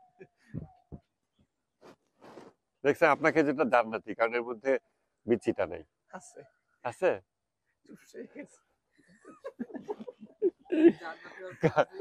কারণ সে 2 ঘন্টা গাড়ি চালায় আসছে রাতের বেলা, তাই। কতক্ষণ লাগলো? 1.5 ঘন্টা। এলিভেটর দিয়ে আসছে না, নিচ দিয়ে আসছে। নিচে তো মজা হয়ে গেছে। উত্তর থেকে মানে 1.5 ঘন্টায় ফার্ম গেট থেকে না, তেজগাঁও থেকে 1.5 ঘন্টা এখানে। কত স্পিডে চালাইছেন? 100, 150? 100 লাগবে না, 1 ঘন্টা আসছে 80 থাকলে 80 70 রাস্তা খুব বেশি না, রাস্তা তো বেশি না, রাস্তা বেশি না, কিন্তু 70 কিলো টঙ্গীর পরে চেরাগালতে একটা জ্যাম আছে না, ওই রাতে তো 12টার পরে জ্যাম কোথায় হয়? 2টার সময় রাত, ওই যে ডিএডি লেনটা আছে না, ওইটাই জ্যাম হয় বেশি। ফজরের সময় ওইটা, ওই যে ডিএডি লেনটা আছে না, ওইটাই জ্যাম। মানে পাশের যেগুলো আছে না, ওইটা একদিকে যাচ্ছে, ওই যখন দ্বিমুখী হয়। আচ্ছা, আমি এখন জ্ঞানের ডেফিনিশনটা দেবো, এরপর সোফিস্ট আর অ্যাগনস্টিকদের আর্গুমেন্ট গুলো আপনারা তুলে ধরবেন যারা আগে ক্লাস করছেন, এবং যুক্তি খণ্ডন দেবেন। জ্ঞানের ডেফিনিশন হলো, জ্ঞান হলো কোনো বস্তুগত বা অবস্তুগত অস্তিত্ব। আমরা জিনিস বলি না, অস্তিত্ব বলি। কারণ জিনিস বললে আবার আপনি আল্লাহর সম্পর্কে যখন আমাদের মধ্যে জ্ঞান থাকে, বা ফেরেশতা সম্পর্কে, আপনারা কি বলতে পারেন আল্লাহ বা ফেরেশতাকে আমরা কি জিনিস শব্দটা বলতে পারি না? অস্তিত্ব বলি, তখন আমরা এক্সিস্টেন্স বলি, তখন আমরা থিং কথাটা বলি না। জিনিস বা ইংলিশে থিং বলে যেটা, সেটা আমরা বলতে পারি না। কি ব্যাপার? এটা স্ট্রেংথ টেস্ট করতেছেন, পিটাইতেছেন? তখন আমরা অস্তিত্ব কথাটা বলি, এক্সিস্টেন্স বলি। এভাবে আমরা সংজ্ঞা তৈরির সময় খেয়াল করি যেন আমরা, কারণ আমাদের উদ্দেশ্য হচ্ছে আমরা আল্লাহ নিয়ে আলাপ করবো, ফেরেশতা নিয়ে আলাপ করবো, এগুলো নিয়ে আলাপ করবো। এই জন্য আমরা ডেফিনিশনের শুরুতেই এমন ভাবে চিন্তা করি যেন ওই বিষয়গুলোকে আমরা অ্যাকোমোডেট করতে পারি।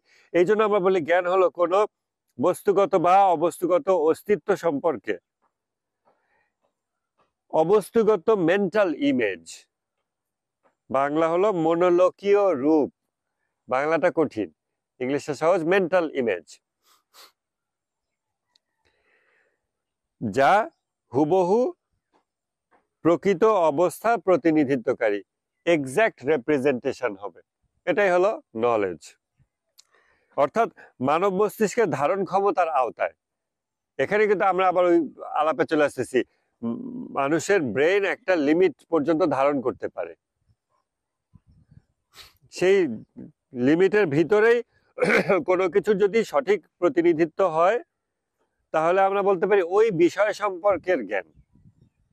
ওকে, এখন বলেন সোফিস্ট এবং অ্যাগনস্টিকদের আর্গুমেন্ট গুলো আপনারা প্রেজেন্ট করেন যারা ক্লাস করছেন আগে। অ্যাগনস্টিকদেরটা আমার কিছুটা মনে আছে, সেটা হচ্ছে অ্যাগনস্টিকদের আর্গুমেন্ট হচ্ছে যে তাদের দাবি যে কোনো কিছু শিওর ভাবে, কোনো জ্ঞান শিওর ভাবে অর্জন করা সম্ভব না। অ্যাগনস্টিকদের আর্গুমেন্ট হচ্ছে যে কোনো জ্ঞান শিওর ভাবে অর্জন করা সম্ভব না, এটা হচ্ছে তাদের কোর প্রিন্সিপাল। বাট এটা হচ্ছে একটা এটা নিজে একটা সেলফ কন্ট্রাডিক্টরি ব্যাপার, কারণ কোনো অ্যাগনস্টিক যখন অলরেডি বলতেছে যে কোনো কিছু, কোনো জ্ঞান শিওর শিওর ক্যামেরাটা ঘোরার, ক্যামেরাম্যান যদি দূরে বসে থাকে রোদ পোহায় তাহলে কিভাবে হবে? ক্যামেরাটা ঘুরে যাবেন এখানে, এই যে এই লোকটা কথা বলতেছে, আমি অনেক কাছে, তো আবার দূরে যেয়ে বসবো। দেখ ক্যামেরাম্যান আপনি ঘুরাবেন না, যে ইয়ে হচ্ছে অন্য অন্য মোবাইল থেকে করা যায় তাহলে। এগুলো তো ক্যামেরাম্যানের কাজ, এগুলো আমরা দেখবো কেন? হ্যাঁ, আমার ক্লাস 12টা বাজতেছে, ক্যামেরা ইয়ে করেন অ্যাগনস্টিক দিয়ে দিতে। আচ্ছা, অ্যাগনস্টিকদের যে বিষয়টা সেটা হচ্ছে যে অ্যাগনস্টিকদের মেইন আর্গুমেন্টটা হচ্ছে যে কোনো জ্ঞান শিওরলি অর্জন করা পসিবল না, মানে আমি নিশ্চিতভাবে কোনো কিছু জানতে পারবো না। তো এখন এই বিষয়টা একটা মানে কন্ট্রাডিক্টরি ব্যাপার, কারণ সে যে দাবিটা করছে, সেলফ কন্ট্রাডিক্টরি, সে যে দাবিটা করছে যে কোনো কিছু শিওরলি জানা পসিবল, এটাও তার কাছে একটা শিওর জিনিস। তো তার মানে হ্যাঁ, এটা সে সেইগুলো বলতেছে, তার মানে যে শিওরলি কোনো কিছু জানা পসিবল। সো এখানে অ্যাটলিস্ট একটা জিনিস যেহেতু জানছে, হয়তো অন্যগুলিও যাবে, সে হয়তো সে প্রসেসটা জানে না। আমি যখন তার ডেফিনিশন ভেঙে পড়ে তখন আর ফার্দার কোনো আলাপের দরকারই হয় না। হ্যাঁ, তো এখানে এটা ভেঙে যায়। ওকে, এবার সোফিস্টদের আর্গুমেন্টটা বলেন, মনে আছে? আমি সোফিস্টদেরটা আমি খুব একটা ক্লিয়ারলি বলতে পারবো না।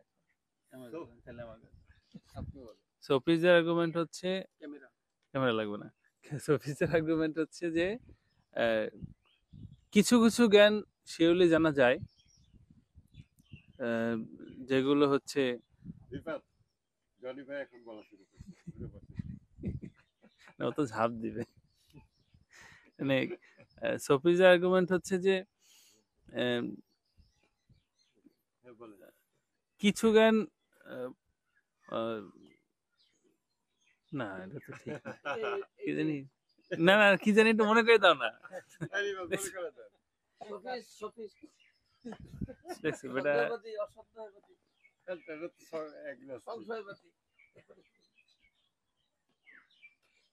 সোফিস্টদের আর্গুমেন্ট হচ্ছে আমিও সঠিক, তুমিও সঠিক, হ্যাঁ হ্যাঁ হ্যাঁ, রাইট রাইট, আমিও সঠিক, মুয়াবিয়া সঠিক। হ্যাঁ, যে তারা মনে করে যে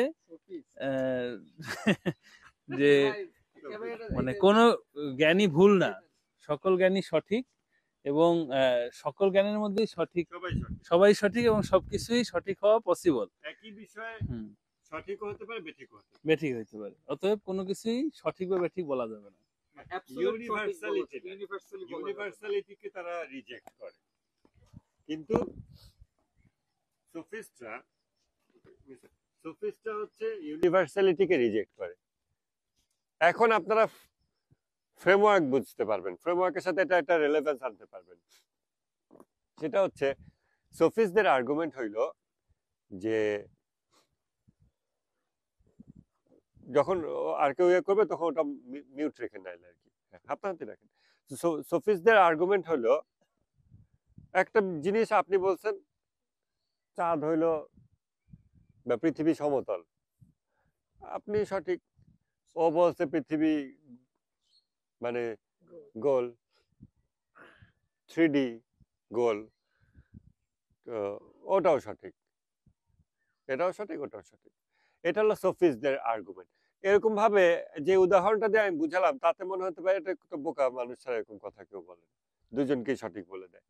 কিন্তু সোফিস্টরা এই কথাগুলো বলতো কিভাবে, মানে গ্রিসে এই সোফিস্টরা খুব জ্ঞানী বলে পরিচিত ছিল, বা তারা আসলে ছিল ফাউল লোক আর কি, ফেসবুক ডিবেটারদের মতো। সক্রেটিস, প্লেটো, অ্যারিস্টটল তারা এই সোফিস্টদের যুক্তি খণ্ডন করছে। কিন্তু সোফিস্টরা পলিটিশিয়ানদেরকে ট্রেনিং দিত। পলিটিশিয়ানরা সোফিস্টদের কাছে গিয়ে ক্লাস করতো কিভাবে কথা ঘুরায় পেঁচায়, এও সঠিক ও সঠিক, এগুলো এই টাইপের বানানো যায়। এটা হ্যাঁ হ্যাঁ এইটা, এবং তখন তারা ফর্মালি সোফিস্টদের কাছে ট্রেনিং দিত ওই সময়কার পলিটিশিয়ানরা। কেন? সোফিস্টরা খুব বাকপটু ছিল, কথার জাদু, কথার কলা কৌশল ফাঁক ফোকর দিয়ে এও সঠিক ও সঠিক এগুলো করতো আর কি, টক শো এই টাইপ। কিন্তু ওর মধ্যে কিছুটা ফিলোসফিক্যালি কাউন্টার করার জিনিস আছে, সারবস্তু আছে, আমরা সেটা দেখার চেষ্টা করবো। সেটা সোফিস্টরা যখন বলে যে ওর সাপেক্ষে ও সঠিক, তার সাপেক্ষে সে সঠিক, আমি তার চোখ দিয়ে দেখতেছি না, I am not in his shoes, সে তার মতো, তার জায়গা থেকে হয়তো এটা ঠিক না, আবার তার জায়গা থেকে হয়তো ঠিক, তার সাপেক্ষে সে সঠিক, ওর সাপেক্ষে ও সঠিক। এই যে মানদণ্ডকে, এটা আমরা তখন আপনার বাসায় বসে ক্লাসে এটা বলছি, তারা অনেকগুলো মানদণ্ড নিয়ে আসে, ইন্ডিভিজুয়াল মানদণ্ডে বিশ্বাস করে, ইউনিভার্সাল মানদণ্ডে বিশ্বাস করে না। মনে আছে, মনে পড়ছে? ইন্ডিভিজুয়াল মানদণ্ড, আমার কাছে একটা মানদণ্ড আছে, এই মানদণ্ড অনুযায়ী সামথিং একটা সোশ্যাল একটা বিষয় খারাপ, এই যে মুসলমানরা একসাথে জিহাদ করে বা সামথিং, এটা খারাপ। আর একজনের একটা ব্যক্তিগত মানদণ্ড আছে, সে ওই মানদণ্ড অনুযায়ী এটা ভালো, এরকম, তার সাপেক্ষে ওইটা ভালো, আমার সাপেক্ষে এটা খারাপ, দুটাই সঠিক, তার সাপেক্ষে সে সঠিক, আমার সাপেক্ষে আমি সঠিক। এই কথাগুলো যখন সোফিস্টরা বলে তখন অনেকগুলো প্রবলেম সৃষ্টি হয়। এক, তার থেকে আমি বিচ্ছিন্ন না, আমরা প্রত্যেকে কানেক্টেড, আমরা একটা সোসাইটিতে বসবাস করি। পলিটিশিয়ানরা বেশিরভাগ যেহেতু শয়তান, তারা তো সমাজকে ধ্বংস করে, নষ্ট করে। তো যখন আমি আরেকটা মানুষের সাথে কানেক্টেড, তখন তার আর আমার মানদণ্ড এক হওয়ার প্রয়োজনীয়তা আছে। যদি তার আর আমার মানদণ্ড ডিফারেন্ট হয়, তাহলে সে আর আমি সেম সোসাইটিতে বিলং করি না। যেমন সে আমাকে মেরে ফেলতে চাইবে না, খাইতে চাইবে না, আমি তাকে খেয়ে ফেলতে চাইবো না। কিন্তু একটা বাঘ যদি এখানে থাকে বা একটা সিংহ যদি থাকে, সে আমাদেরকে খেয়ে ফেলতে চাইবে, কারণ ওটা তার মানদণ্ডের মধ্যে আছে। কিন্তু আমার মানদণ্ডের মধ্যে আবার এটা নাই যে আমি এই মানুষটাকে খেয়ে ফেলবো। ও বাঘ, বাঘ সিংহ আলাদা সোসাইটি, আমরা আলাদা সোসাইটি, তাই না? আমরা যখন একটা সোসাইটি হয়েছি তখন আমাদের মানদণ্ড তো এক হতেই হবে, মানদণ্ড যদি ডিফারেন্ট হয়ে যায় তখন তো আমরা সোসাইটি থাকি না। আর মানুষ সোসাইটি ফর্ম করবে, এটা ইনএভিটেবল। কেন করে? কারণ মানুষ পারফেকশনিস্ট অ্যানিমাল, পারফেকশন অ্যাচিভের জন্য সে অন্য মানুষের হেল্প নেয়, এটা ন্যাচারাল। এর জন্য মুসলিম হইতে হয় না, সবার জন্যই প্রযোজ্য, ন্যাচারাল। অতএব সোসাইটি ইনএভিটেবল। নাটোরে আমাদের গতবারে যে গেলাম, এবারে না এর আগের বার ক্লাস হলো, ওই সময় আমরা এটা নিয়ে আলাপ করছিলাম না, সাংবাদিকতার মানদণ্ড, সমাজ, সমাজে নেতা থাকতে হয়, এটা ন্যাচারাল, এই বিষয়টা আমরা আলাপ করছিলাম রাতের ক্লাসে। তো সোসাইটি ইনএভিটেবল জিনিস।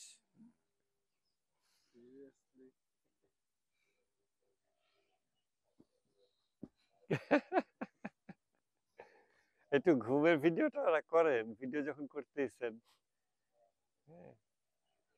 কি আপনি কি দেশ নিয়ে চিন্তা করতেছেন? মনোযোগ দিয়ে, সরি, মনোযোগ দিয়ে মোরাকাবার শহীদ শুনতেছেন, হ্যাঁ সেটাই। তো এই জন্য সোফিস্টরা এই যে এই ধরনের আর্গুমেন্ট নিয়ে আসে, এবং সেম আর্গুমেন্ট গুলো কিন্তু বর্তমানে যে ওয়েস্টার্ন যেই থট ফ্রেমওয়ার্ক গুলো আমাদের দেশে ইম্পোর্ট হচ্ছে এবং সারা পৃথিবীতে তারা এক্সপোর্ট করতেছে, সেখানেও সেই জিনিস আছে, ইন্ডিভিজুয়ালিজম।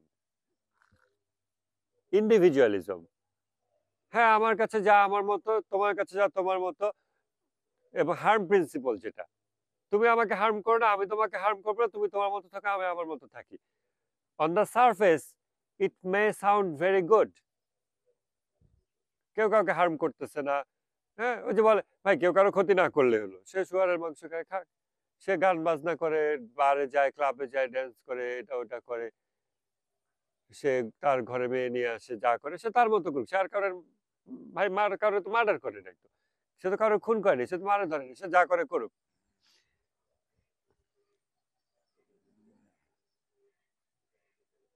সে যা করে করুক।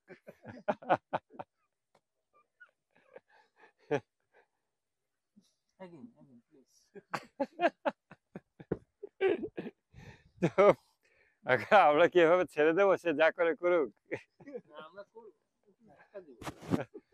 ধাক্কা দিলে যদি গড়ায় পড়তো তাহলে আমরা ধাক্কা দিতাম, সুইচতে এমন ভাবে ধাক্কা দিলে পড়বে না। এদিক যদি সুইতে আপনি গড়ায় পড়লে, পানিতে পড়লে একদম ঘুম ছুটে যেত। তখন একটু সাঁতার দিয়েতে উঠে একটু মনে ছিল। আরে নিঃশ্বাস প্রবলেম নেওয়াটা সাইলেন্সারটা নিয়ে আসবো, নাকের সাথে সাইলেন্সার লাগে ঘুমাও।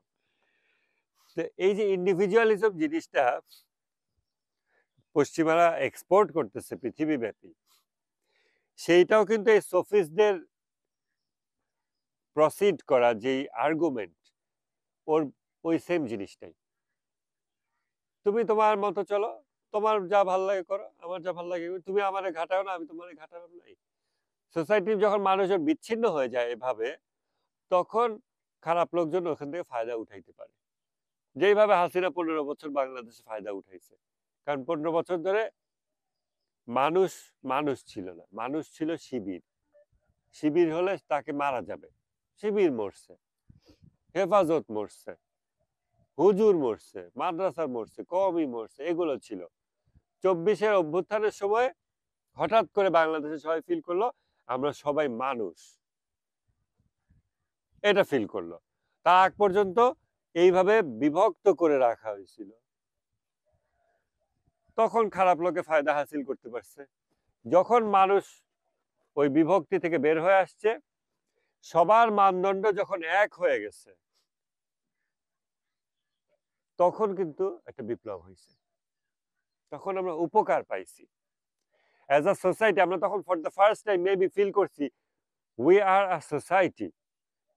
রাস্তায় যে একটা মানুষ যাচ্ছে সেও আমার ভাই। ওই সময়গুলোতে আমাদের হৃদয় ফিলিংস গুলো এরকম ছিল, ফিলিংস গুলো এখন অনেক দুর্বল হয়ে গেছে, বাট তখন ফিলিংস গুলো এটা ছিল, সবাইকে আপন ফিল হইতো,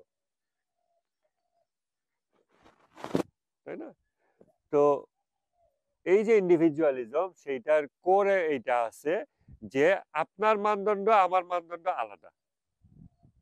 ইসলাম এটা সমর্থন করে না, এবং সোশ্যাল সায়েন্সের দৃষ্টিকোণ থেকেও যদি দেখেন, মানুষে মানুষে মানদণ্ড আলাদা হয়ে গেলে সোসাইটির যেই যেই বাইন্ডিং সিমেন্ট, এটা লুজ হয়ে যায়, সোসাইটি দুর্বল হয়ে যায়, তখন আর সোসাইটি থাকে না।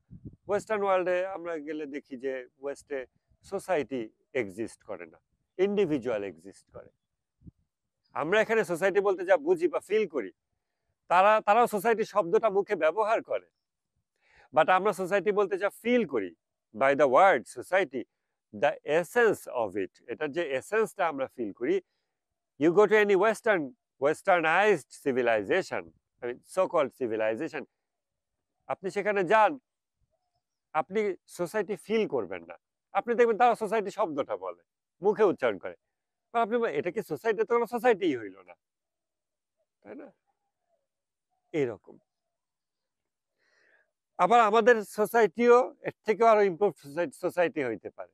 তারা হয়তো বলবে এটা তো কোনো সোসাইটি না, আমরা বাংলাদেশে যেভাবে আছি, বলতে পারে, হইতে পারে। কারণ আমাদের মধ্যে শুধু ইসলামিক সোশ্যাল কালচার গুলোই যদি থাকতো, তাহলেই দেখতেন কত ইমপ্রুভড হইতো। এবং সেগুলো নাই মানে আমরা অনেকটা আসলে সোসাইটি হিসেবেই ফাংশন করতেছি না। অ্যাটলিস্ট কোরআনে যা আছে, প্রতিবেশীর খোঁজ নেওয়া, এতিমের খোঁজ খবর নেওয়া, হ্যাঁ।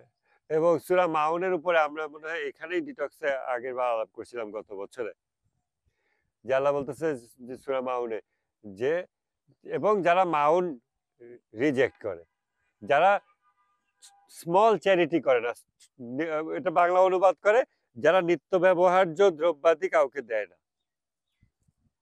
তাদের ধ্বংস। হ্যাঁ, তাহলে নিত্য ব্যবহার্য দ্রব্যাদি আরেকজনকে কিভাবে আমি দেবো? কারণ আমি যেই ফ্ল্যাটে থাকি, পাশের ফ্ল্যাটে তো আরো বড় লোক থাকে। ওর কি থালা বাটি এগুলো দরকার হয়? ওর কি একটা চামচের দরকার হয়? নাকি ও এসে বলে, ভাই আমার একটা এক এক এক কৌটা চাল দেন, আমি মানুষ আসছে, একটু মেহমান আসছে। না, লবণ ফুরায় গেছে দেন। না, এটা তো হয় না তো। তাইলে আমি তো মাউন করতেইছি না। আল্লাহ বলতেছেন যারা মাউন রিজেক্ট করে, ডিনাই করে। এখন আমি ডিনাই করতেছি না, বাট আমি মাউন করার মতো পরিবেশেই নাই। আল্লাহ চাইতেছেন যে আমরা মাউন করি। আমরা এই যে কার এটা লাগবে, আচ্ছা এটা দাও, একটা কলম কাউকে ধার দিলাম। আমরা এমন সোসাইটিতে থাকবো, আমাদের সোশ্যাল স্ট্রাকচার এরকম হবে যে একজন সামর্থ্যবান ব্যক্তির পাশে একজন সামর্থ্যহীন ব্যক্তি প্রতিবেশী থাকবে, যার ফলে সামর্থ্যবান ব্যক্তি তার খুচরা ছোটখাটো জিনিসপত্র, একটা ঝাড়ু আমি তার কাছে দিলাম, সে একটু ঘরটা ঝাড়ু দেবে, আমি তাকে দিব। এই পরিমাণ নিডি লোক সামর্থ্যবান লোকের প্রতিবেশী থাকবে। আমাদের সোশ্যাল স্ট্রাকচার এমন হবে। বাট আমরা পশ সিভিলাইজড রেসিডেন্সিয়াল এরিয়া বানিয়েছি, যে রেসিডেন্সিয়াল এরিয়াতে poor people cannot reside within that residential area, gated area. ভাড়াটিয়ারা সুইমিং পুল ইউজ করতে পারবে না। হ্যাঁ, টাকার কথা তো আর আল্লাহ বলেন না এখানে। মানে আপনাকে অ্যাকচুয়ালি আপনার ব্যবহার্য জিনিসটা শেয়ার করতে হবে। কারণ আপনি তাও তো হচ্ছে না। আপনি দেখবেন ডিওএইচএস এর বাউন্ডারি ঠিক বাইরেই বস্তি। ওই বস্তিতে যারা থাকে তারাই এখানে রিক্সা চালায়, তারাই এখানে কাজ করতে আসে। বাট তারা তারা তো তাদের তাদের ঘরে একটা মেহমান আসে, আমি তো জানতেই পারি। এখন 10 ফিট ওয়াল, আমি তো জানতে পারি না। তো এইভাবে আমরা যখন সোসাইটি অ্যাজ এনভিশনড ইন দ্য কোরআন আমরা যখন দেখব, আমরা দেখব ওই সোসাইটি আমাদের নাই, অলরেডি ওটা শেষ হয়ে যাচ্ছে। আমরা খালি ওয়েস্টের সোসাইটিকে গালমন্দ করে ওরা খারাপ, ওরা এই সেই, ওদের খারাপ বললে আমরা মানে আমার থেকে যে খারাপ তার কথা বললে আমি একটু বেটার ফিল করি। কিন্তু আমি যে খারাপ অবস্থায় আছি সেটা তো আসলে আদর্শ মানদণ্ডের সাথে তুলনা করতে হবে। এবং আমাদের তো আদর্শ ইউনিভার্সাল মানদণ্ড আছে। আমরা তো শুধু রিলেটিভ মানদণ্ডের মানুষ না। মুসলমান মানে তার একটা স্ট্যান্ডার্ড মানদণ্ড আছে। সে যে শুধু নিজের থেকে একটু বেটার এবং নিজের থেকে একটু খারাপের সাথে তুলনা করবে সে তা না। সে পারফেক্ট অফ দ্য পারফেক্টের সাথে তুলনা করবে। সে নবীর সাথে তুলনা করবে নিজেকে, যে নবীর সাপেক্ষে আমি কতটুকু, নবীর সাপেক্ষে নিজেকে মেপে সে ইমপ্রুভ করবে, তাই না? এমন না যে বাংলাদেশের সোসাইটি থেকে ইরানের ইসলামিক সোসাইটি একটু বেটার, আমি তার সাথে তুলনা করব না। ইরানের সোসাইটি, বাংলাদেশের সব সোসাইটিকে আমরা আদর্শ ইসলামিক সোসাইটির মানদণ্ডের সাথে তুলনা করব, কারণ আমাদের আদর্শ ইউনিভার্সাল মানদণ্ড আছে।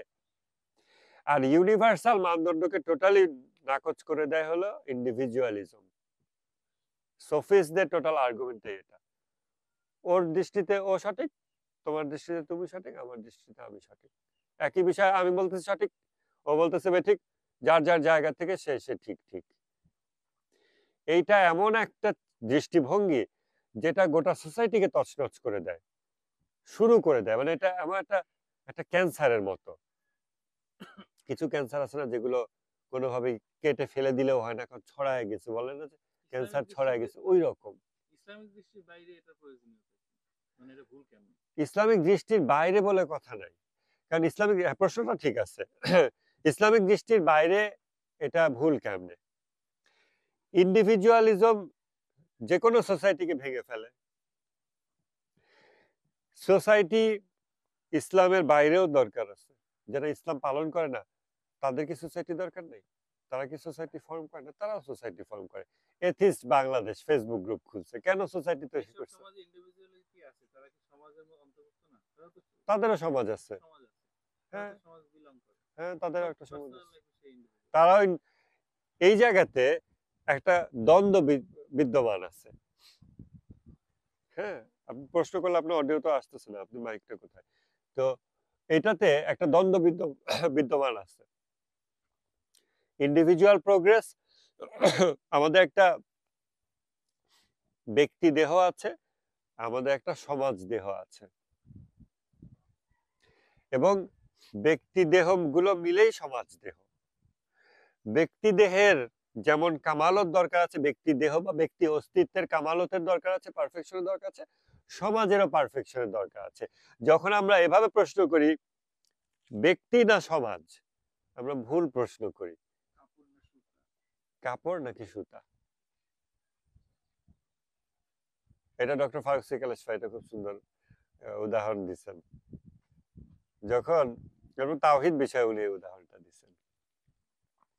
আমরা যখন একটা কাপড়ের দোকানে যাই তখন কেউ বলে এটা শার্ট, এটা প্যান্ট, এটা একটা সোয়েটার, এটা একটা টুপি, এরকম বলে।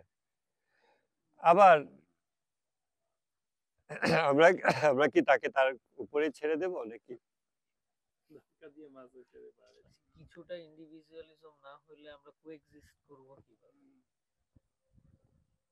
সেটাই। আলোচনা প্রসঙ্গে নাকি পানিটা দেন। দুই প্রসঙ্গে এটা আলোচনা প্রসঙ্গ আছে, যেমন ধরেন পুরো বাংলাদেশে যদি একটা সমাজ ধরি, ধরেন হিন্দু মুসলিম একসাথে থাকবো কিভাবে? ওইখান থেকেই বলে হ্যাঁ বলেন। পুরো বাংলাদেশে যদি একটা সমাজ ধরি, হিন্দু মুসলমান বৌদ্ধ খ্রিস্টান সবাই একসাথে থাকবো কিভাবে? ওদের তো বিশ্বাস আলাদা, আমাদের বিশ্বাস আলাদা। এখন ওর বিশ্বাসকে ও মুসলমান হবে না, আপনি তাকে ইসলামের মধ্যে আনবেন না। আপনি মুসলমান থেকে আরো আপগ্রেডেড মুসলমান হবেন না। সবাই তো একই পারফেকশনের দিকে যাত্রা করতেছে।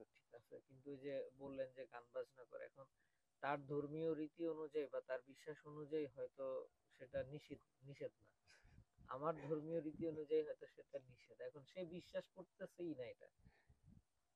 এখানে সলিউশন কি জানেন? হ্যাঁ, যখন কেউ ঘুমাবে একটা কোপ দেবেন ক্লাসের মধ্যে। আমি যতটুকু জানি জি, কোন ধর্মে মনে হয় গান বাজনা বা অন্য কষ্ট দেওয়া, অন্যকে কষ্ট দেওয়া না, কিন্তু হিন্দু ধর্মে গান বাজনা আছে। আপনি গানও বাদ দেন, ধরেন শুকর খাওয়াই, এখন তার Allowed. ধর্মীয় অনুযায়ী এটা অ্যালাউড। হিন্দু ধর্মে অ্যালাউড। এখন আপনার পাশে সে থাকে, সে শুকর খাবে, আপনি এটা আটকাবেন কিভাবে? বা আটকানোটা উচিত মানে ইসলামের মানদণ্ডে আছে কিনা মানতে। এই জায়গাতে আপনারা যে দিকে চিন্তাটা নিয়ে যাচ্ছে সেটা হচ্ছে যে আমি কি আরেকজনের ঘরের মধ্যে গিয়ে ঢুকে পড়ে আই নামাজ পড়, এই শুয়োর খাবি না, এগুলো করব নাকি করব না, সেরকম সেই প্রসঙ্গে আলাপ নাকি জেনারেল সেন্স থেকে? কারণ আমরা যে এটা আলাপ করতেছি, জনি ভাই যেখান থেকে প্রশ্নটা আনছে সেটা হচ্ছে যে ইসলামের বাইরে বা মুসলমানদের বাইরে অন্য সোসাইটিতে এই প্রসঙ্গে তো আপনি প্রশ্নটা করছেন, আমাদের আলাপটা রেলেভেন্ট কিনা। ইউনিভার্সাল মানদণ্ড এইটা সে হিন্দু হোক সে মুসলিম হোক, মানদণ্ড তো ইউনিভার্সাল। আমরা যখন অস্তিত্ব নিয়ে আলাপ করছি ফিলোসফিতে, এক্সিস্টেন্স দুই প্রকার, এসেনশিয়াল এক্সিস্টেন্স, পসিবল এক্সিস্টেন্স। এখন এটা কি ধর্ম সাপেক্ষে এক্সিস্টেন্সের ডেফিনিশন চেঞ্জ হয়? যেমন গণিত, হিন্দুদের গণিত আর মুসলমানের গণিত কি আলাদা হবে? এটা তো সম্ভব না। এখন আপনি যখন কোনো কিছুকে ওই লেভেলের অকাট্য সত্য হিসেবে বুঝতে পারবেন, দিস ইজ দি রিয়ালিটি, তখন আর এই ধরনের প্রশ্ন ফর্ম হবে না যে এটা হিন্দুদের মানদণ্ডে এটা থাকুক, ওদের ইউনিভার্সাল মানদণ্ড দরকার। তাহলে আপনি মানদণ্ডের ইউনিভার্সালিটি বোঝেন নাই। কারণ মানদণ্ডের ইউনিভার্সালিটি আপনি যখন বুঝবেন এবং আপনি যখন ইনসান বুঝতে পারবেন, মানুষ, সব মানুষ তো একই, কোন মানুষের মধ্যে সোসাইটি ফর্ম করার নিড নাই। সোসাইটি ফর্ম করলেই সমাজ দেহ থাকে। সোসাইটি মানে people and the leader, leader lead দেয়, পিপল লেড হয়, পরিচালিত হয়। এটা সোসাইটি স্ট্রাকচার। এবং সোসাইটি কখন ফর্ম হয়? যখন একটা কমন গোল, কমন ইন্টারেস্ট থাকে, তখন সোসাইটি ফর্ম হয়, তাই তো? বিভিন্ন মানুষ অমুক সোসাইটি তমুক সোসাইটি করে কেন? Based on common interest. আচ্ছা, এখানে বিষয় হলো সব মানুষের সেম ইন্টারেস্ট আছে কিনা অস্তিত্বগতভাবে, সকল মানুষ এর ফিতরাত একই কিনা, সকল মানুষকে আল্লাহর ফিতরাতের উপর সৃষ্টি করছেন কিনা, না ওটা তো অনেক মানে ওটাই ওই তো প্রসঙ্গের আসল। বাইরে চলে গেছে। আল্লাহ প্রসঙ্গ তো ইসলামিক রিলিজিয়ন, না, আমার আল্লাহ কথা। প্রসঙ্গ তো ইসলামিক না। হ্যাঁ ইসলামিক কি, এটা কারণ বললেই তো আপনি, আপনি ভুল ফ্রেমওয়ার্ক থেকে কথা বলতেছেন। না আমি আপনাকে বলি, এসেনশিয়াল এক্সিস্টেন্স কথাটা যখন আমরা বলি তখন কি ইসলামিক বলি? অপরিহার্য অস্তিত্ব, এসেনশিয়াল এক্সিস্টেন্স ফিলোসফিক্যাল শব্দ, তখন কি আপনি বলেন না এটাও ইসলামের মধ্যে? কারণ আল্লাহ শব্দটা শুনতে ইসলামিক শোনা যায়, এটুকুই তো। কারণ মুসা নবীর সময় তো আল্লাহ বলতো না, তারা অন্য শব্দ বলতো, তাতে কি আসে যায়? আচ্ছা একটা বাসায় যখন কেউ যদি ইন্ডিভিজুয়ালি খাবার গ্রহণ করে, তার খাবারের যে ক্ষুধাটা, যেমন জি। এখন ক্ষুধা লাগছে সবারই, হ্যাঁ। এই ক্ষুধার জায়গাটা এটা তো ইন্ডিভিজুয়াল। এইটা কিন্তু মানে কমন, এই নিডটা, আচ্ছা। এটা কেউ কিন্তু ইগনোর করতে পারবে না। হুম। ওই ইসের মতো যে না আমি বীজগণিত গণিত যেরকম হ্যাঁ। আলাদা না, সবার জন্য ক্ষুধা লাগবে, খাবার খেতে হবে না, সে কি খাবার খাবে সেটা আলাদা হইতে পারে, চয়েসটা আলাদা, ওকে। বাট খাবার খাইতে হবে এটা আলাদা বিষয়। এখন সে বাসার মধ্যে বসে কি খাইতেছে, এইটা আমার হয়তো সামাজিক ভাবে বা মানে করা পসিবল না, বাট ইন্ডিভিজুয়ালি আপনি যেটা বলতেছেন যে প্রত্যেক ব্যক্তির এই যে মানে ইন্ডিভিজুয়াল যে ব্যাপারটা, যে না আমি যা যা করবো সেটা আমার ব্যাপার, হ্যাঁ। এইটা অন্যের প্রতি কতটা ইফেক্ট ফেলে বা হ্যাঁ। সমাজের উপর কতটা ইফেক্ট ফেলে, এটা হচ্ছে আলোচ্য বিষয়। এখন এইখান থেকে যদি আমি ওয়েস্টার্ন কালচারে নিয়ে আসি, একটা ব্যক্তি ধরেন এক বাসার ভিতরে আছে, ধরেন এখানে 10টা ফ্যামিলি আছে, জি। 10টা ফ্যামিলি 10 জন ব্যক্তি থাকে, হ্যাঁ 10 জন ম্যাক্সিমামই হচ্ছে উইদাউট ফ্যামিলি মোটামুটি থাকে আর কি, বাচ্চা কাচ্চা নাই, ফ্যামিলি। এরা যদি ধরেন 10টা ফ্যামিলি 10 রকম থাকে, 10 জন 10টা ফ্যামিলি, একজন মনে করতেছে যে আমি আমার মতো আহ, মদ খাবো, বড় লাউড স্পিকার করব, ও বলতেছে না আমি ধর্মচর্চা করব, ও বলতেছে যে না আমি খুব সাইলেন্স থাকবো, আমার ডাক্তার বলছে সাইলেন্স থাকতে, আমার কোনো নয়েজের মধ্যে থাকতে হবে না, হার্টবিট বেড়ে যাবে। এরকম 10টা ফ্যামিলি 10 রকম, মানে একটার সাথে আর একটা কিন্তু মানে কোনো মিল নাই। এক ব্যক্তি পাশে বসে লাউড স্পিকারে গান বাজাবে, সেটা তার পার্সোনাল, আর তার পাশের বাসায় হচ্ছে একজন, তার ডাক্তার বলছে পুরো সাইলেন্টে থাকতে, তার হার্টের প্রবলেম আছে। এখন ঘুমের জন্য মিউজিক বাজে ঘুমায়, এখন উনিও চিন্তা করতেছে আমার ইন্ডিভিজুয়ালিটি আমি রক্ষা করব, সেও বলতেছে। এখন ওনাদের সমাজটা হলো যে গভর্নমেন্টকে আমি ট্যাক্স দিচ্ছি, ওই ট্যাক্সের টাকা দিয়ে গভর্নমেন্ট আমাকে সার্ভ করতেছে, আমার পুরো মানে সমাজটাকে সে ওইভাবে করবে, আমার যে নিড, আমি মদ খাবো কোথা থেকে, মদের দোকানটা গভর্নমেন্ট চালাবে, আবার বাজার থেকে বাজার করবে, বাজারটা কেমনে ঠিক মতো থাকে, বাজারেরটা কেমনে কম থাকে, ওইটা গভর্নমেন্ট চালাবে, রাস্তাটা কেমনে সুন্দর করে থাকে, আমার গাড়িটা যাতে চলে এইটা গভর্নমেন্ট দেখবে, এই জন্য তার আমি ট্যাক্স দিতেছি। ওকে, তো সোসাইটি তো সে বিলং করতেছি, সোসাইটির লিডাররেও সে হেল্প করতেছে, তো এটার সাথে প্রশ্ন তৈরি করে, প্রশ্ন তো এটাই যে ওই সমাজ, এখানে সামাজিক মানে ইন্ডিভিজুয়াল কিভাবে হলো, সোসাইটি হলো, সে তো সোসাইটির লিডার করতেছে, সোসাইটির অন্যান্য ম্যাটারিজ গুলো করার জন্য, মানে কালচার করার জন্য সে গভর্নমেন্টকে ট্যাক্স দিতেছে। ওকে, মানে সোসাইটি না, প্রশ্নটা কি অ্যাকচুয়ালি এটা তো সোসাইটির যে উদ্দেশ্য সেটা ফুলফিল করতে, সোসাইটির উদ্দেশ্যটা কি? একটু মিলেমিশে শান্তিতে থাকা, সেটা তো হবে না, সারাক্ষণ কেওস লেগে থাকে। এখন এটাই সোসাইটির আসলে উদ্দেশ্য কি, সোসাইটির উদ্দেশ্য কি, সোসাইটির কাজ কি, সোসাইটি আসলে কি, সেই প্রশ্নে তাদের চোখে যেটা সোসাইটি, সেটা আসলে সোসাইটি না কেন? কমনলি শুধু ট্যাক্সটাই দেওয়া হবে, এই কেওস যাবে না, কেওস লেগে থাকে, কেওস দেওয়াইতে হবে, এটা কি সোসাইটি কিনা? এই প্রশ্নগুলোর উত্তরবিহীন ফ্রেমওয়ার্কের মধ্যে যখন প্রশ্ন তৈরি করা হয়েছে, এমন প্রশ্ন যার উত্তর দিতে গেলে সোসাইটি ডেফিনিশন লাগে, তখন দেখছেন আমরা ত্রুটিপূর্ণ ফ্রেমওয়ার্কের মধ্যে প্রশ্ন করছি, এবং এখন আমার ফ্রেমওয়ার্ক আপগ্রেড করতে হবে, এবং এমন ফ্রেমওয়ার্কে যেতে হবে যেখানে সোসাইটি কি, সোফিস থেকে, সোফিসটা হচ্ছে ইন্ডিভিজুয়াল মানদণ্ডে বিশ্বাস করে, আমরা ইউনিভার্সাল মানদণ্ডে বিশ্বাস করি। আপনারা আরো বাকিরাও থটে কন্ট্রিবিউট করেন, আলাপের চিন্তায় কন্ট্রিবিউট করেন। আরেকটা জিনিস মাথায় আসতেছে, যেমন ধরেন লিডার তো নেতৃত্বই দিবে সমাজে, যখন তিনি নেতৃত্ব দিবেন তার আন্ডারে হয়তো বিভিন্ন ধর্মের মানুষও থাকতে পারে। এখন এই জামাতের লিডাররা যখন পূজার মণ্ডপে যাচ্ছে, সেটারে তো আমরা ধুয়ে দিচ্ছি। এখন তিনি যখন লিডার হবেন, তার তো আসলে ওইখানে যাইতে হবে, এন্ড ওই পূজা মণ্ডপে যায় তিনি তো দ্বীন ইসলামের দাওয়াত দিবেন না, তিনি একজন সমাজের লিডার হিসাবে সেখানে গেছেন। ওকে, তো এখন ওইখানে তার যাওয়াটাকে, পূজা মণ্ডপে যাওয়াটাকে আমরা এভাবে ধুয়ে দিচ্ছি কেন? সোসাইটির মধ্যে এটাকে ধুয়ে দেওয়ার একটা নিড সৃষ্টি হয়েছে। পূজা মণ্ডপে যাওয়াটাকে কারণ এক একজনের মানদণ্ড গিয়ে তারা কিছু কথা বলছে, যে আচ্ছা। কথাগুলি কন্ট্রাডিক্ট বা সোসাইটি যারা ধুয়ে দিচ্ছে তাদের সবার একটা কমন মানদণ্ড আছে, সেই মানদণ্ড দিয়ে তারা ধুয়ে দিচ্ছে। That is the explanation, but not necessarily justification. এটা এখন আলাদা। ব্যাপার হচ্ছে পূজা মণ্ডপে যায় তিনি তো আসলে হিন্দুদের পূজা মণ্ডপে গেছেন, ওইখানে যে তিনি তো আর আপনার দিন ইসলামের বাণী প্রচার করবেন না। ওইখানে যে ইসলামের বাণী বলার দরকার নেই তো, ওখানে গিয়ে নিউট্রালিটি মেইনটেইন করতে হবে। নিউট্রালিটি মেইনটেইন করবে যে এবং কেউ কারো ক্ষতি করবো না। এখানে বিষয়টা হচ্ছে হিন্দু মণ্ডপে যায় যদি বলে জয় কালী বা জয় দুর্গা, তখন প্রবলেমটা হয়। কিন্তু যদি যাই বলে যে না বলছে এগুলা, ও আমি জানি না। প্রথমে আসলে তাদেরকে কাছে সবাই নেওয়া এসছে হবে, মানবতার তারপরে মধ্যে দিনের কথা আনা হবে।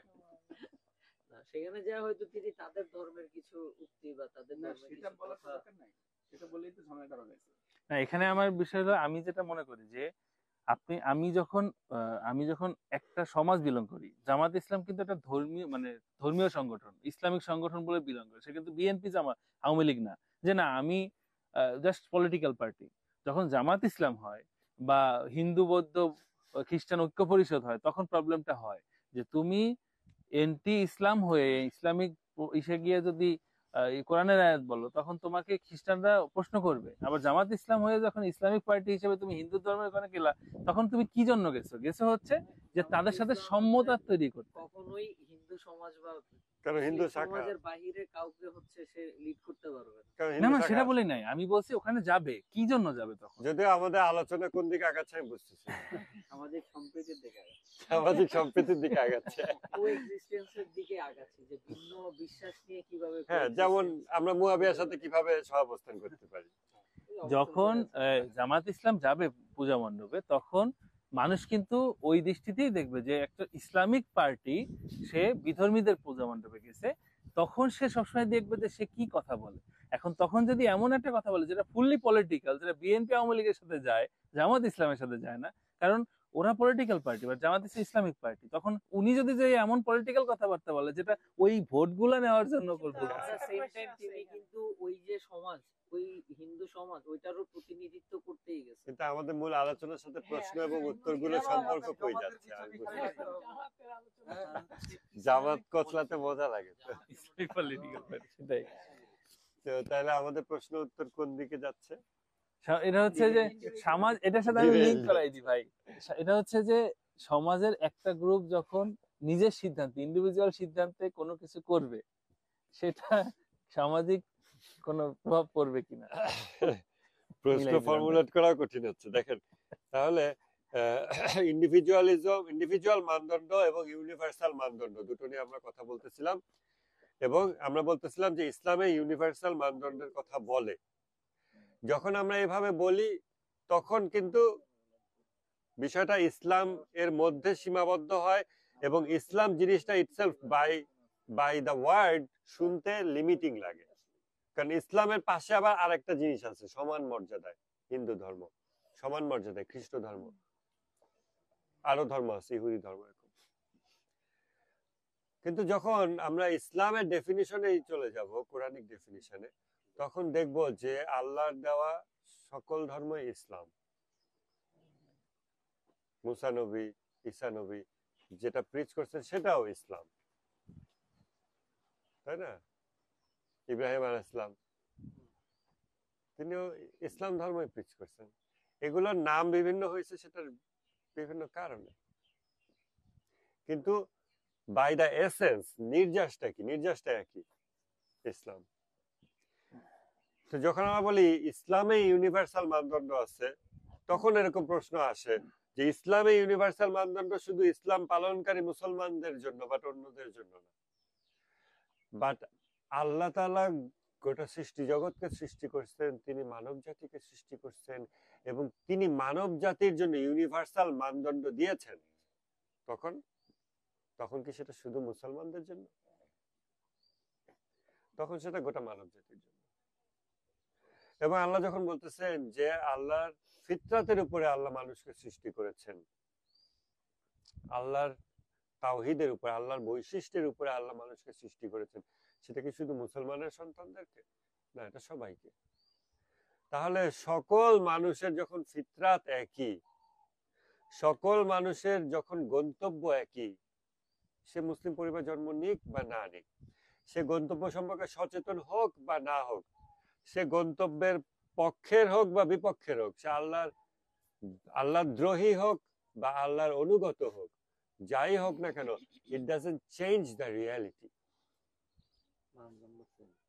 বাস্তবতা মানদণ্ড পরে, it doesn't change the reality যে আল্লাহ তাআলা হচ্ছেন এসেনশিয়াল এক্সিস্টেন্স, ওয়াজিবুল ওজুদ, আমরা পসিবল এক্সিস্টেন্স, মুমকিনুল ওজুদ, আমরা কন্টিনজেন্ট বিইং, আমরা শর্তাধীন অস্তিত্ব, এবং আমাদের অস্তিত্ব মানতা সদা নির্ভরশীল আল্লাহ তাআলার ইচ্ছার উপরে। এই বাস্তবতাগুলো তো চেঞ্জ হইতেছে না।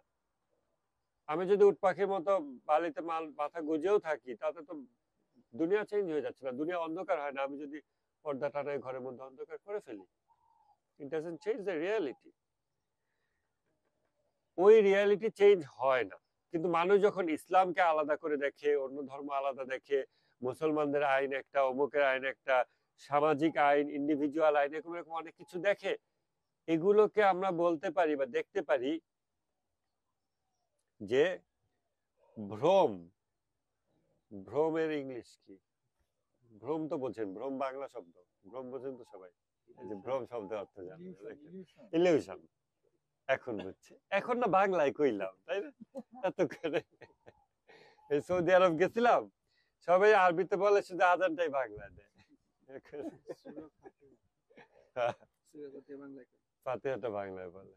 তো এখন ইলিউশন, এগুলোকে আমরা বলতে পারি বিভিন্ন illusion, layers of illusion, levels of illusion.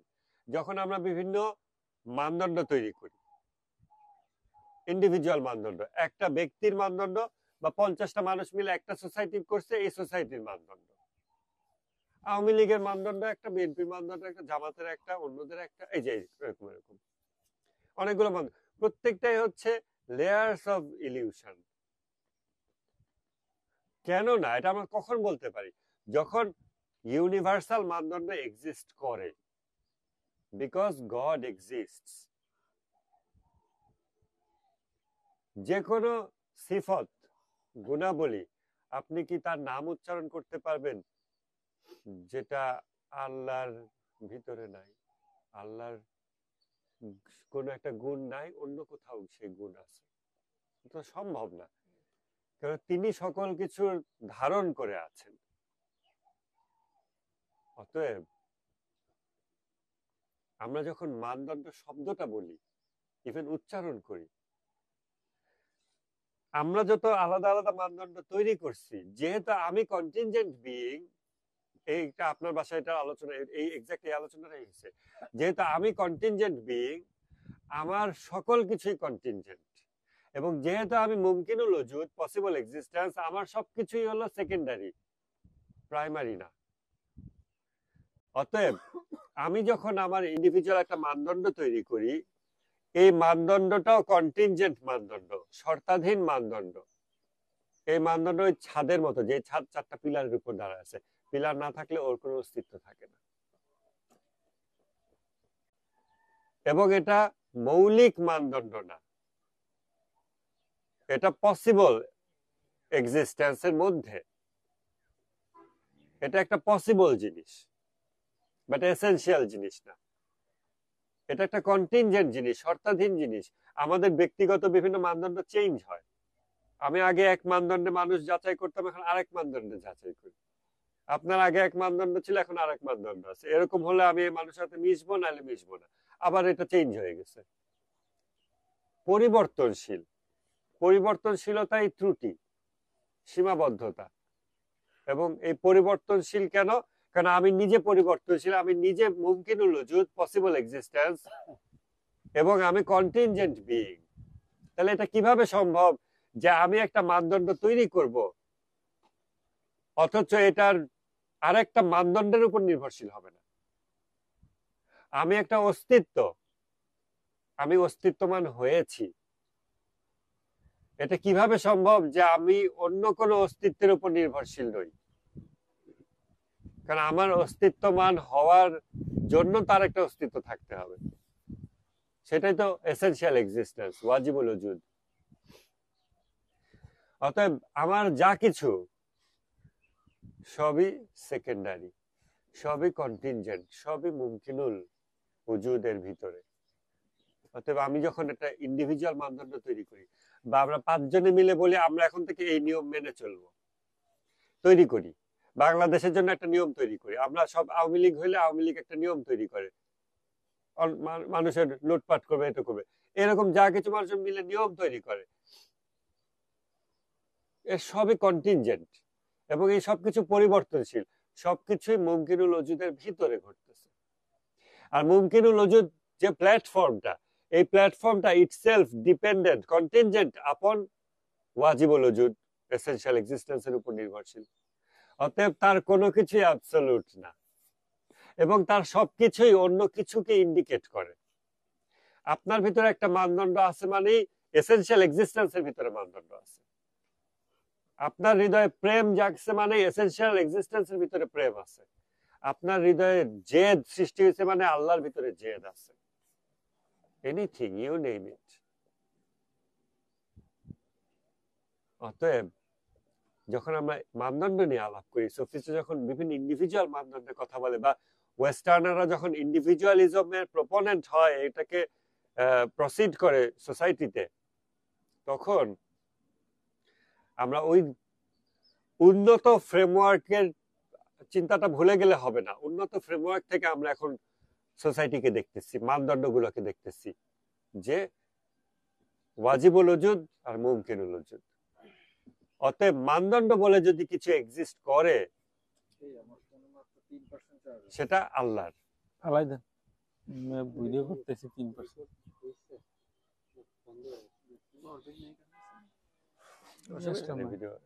আচ্ছা, এইখানে বিষয় হলো, যদি সেটা হয় তাহলে হিংসা, কামনা, লোভ, হ্যাঁ, এটা তো আল্লাহর সাথে যায় না। আমাদের ব্রেন তো দৌড় দেয়, সাথে সাথে ওই নেগেটিভ শব্দগুলো আসে। জরিফের প্রশ্ন, হ্যাঁ জরিফের প্রশ্ন করলো যে তাহলে হিংসা, ঘৃণা, কামনা, লোভ এসব গুণ কি আল্লাহর ভিতরেই আছে? প্রশ্ন। তো এই প্রশ্ন উত্তর পাওয়ার জন্য আমাদের ইন্টেলেকচুয়াল স্পিরিচুয়াল ফ্রেমওয়ার্ক আপগ্রেড হইতে হবে। আপগ্রেড হওয়াটা সময় সাপেক্ষ। এটা কোনো একটা লেকচার দিলে ইন্টেলেকচুয়াল কিছু চেঞ্জ আসে, স্পিরিচুয়াল চেঞ্জ তো সাথে সাথে আসে না। এবং আপনারা সাইয়েদ মুজতাবা মুসাফি লারি উনার বই পড়তে পারেন, গড এন্ড হিজ অ্যাট্রিবিউটস। খুবই কমপ্লেক্স বই, কিন্তু পড়লে বুঝতে পারবেন। আপনি পড়লে বুঝতে পারবেন, আপনি আরো জটিল জটিল প্রশ্ন তৈরি করতে পারবেন। আমি বুঝি নাই দেখে আমি পড়ি নাই, কিন্তু আপনি পড়লে বুঝতে পারবেন আশা করি। আমি অবশ্য পড়া শুরু করছি আমি ইন্টারে পড়ি, আমি কিছু বুঝি নাই, পরে আমি হচ্ছে এত কঠিন আমি ধরি নাই, পরে এখন ধরলে হয়তো বুঝতে পারবো, জানি না, আপনারা আশা করি বুঝতে পারবেন। বাট তাওহীদের উপরে এটা অনেকেই রেকমেন্ড করে। সাইয়েদ মুস্তাফা মুসাফি লারির বই আমার কাছে পিডিএফও আছে, হার্ড কপি প্রিন্ট করে নিতে পারেন। গড এন্ড হিজ অ্যাট্রিবিউটস, এটা প্রথম খণ্ডটা আছে, এটা পড়তে পারেন। তো ওই যে প্রশ্ন যে তাহলে হিংসা এটাও কি আল্লাহর গুণ, এইটার উত্তর যদি আমি এখন বলি এভাবে, আপনার যৌনতা প্রশ্নটা আসবে, এই প্রশ্নটা এটা যদি আমরা ইয়েস বলে দিই হুট করে, তখন এটা যেই ব্যক্তিকে উত্তরটা ইয়েস উত্তর দেওয়া হচ্ছে, সেই ব্যক্তি তার যে থট ফ্রেমওয়ার্ক আছে, ইন্টেলেকচুয়াল স্পিরিচুয়াল ফ্রেমওয়ার্ক আছে, ওইখানে এই প্রশ্নের ইয়েস উত্তরটা প্রবলেমেটিক হবে। এই জন্য এই প্রশ্নের উত্তর এই ব্যক্তিকে আমরা দেব না। এটা হলো matured way of dealing with such questions, ঠিক আছে?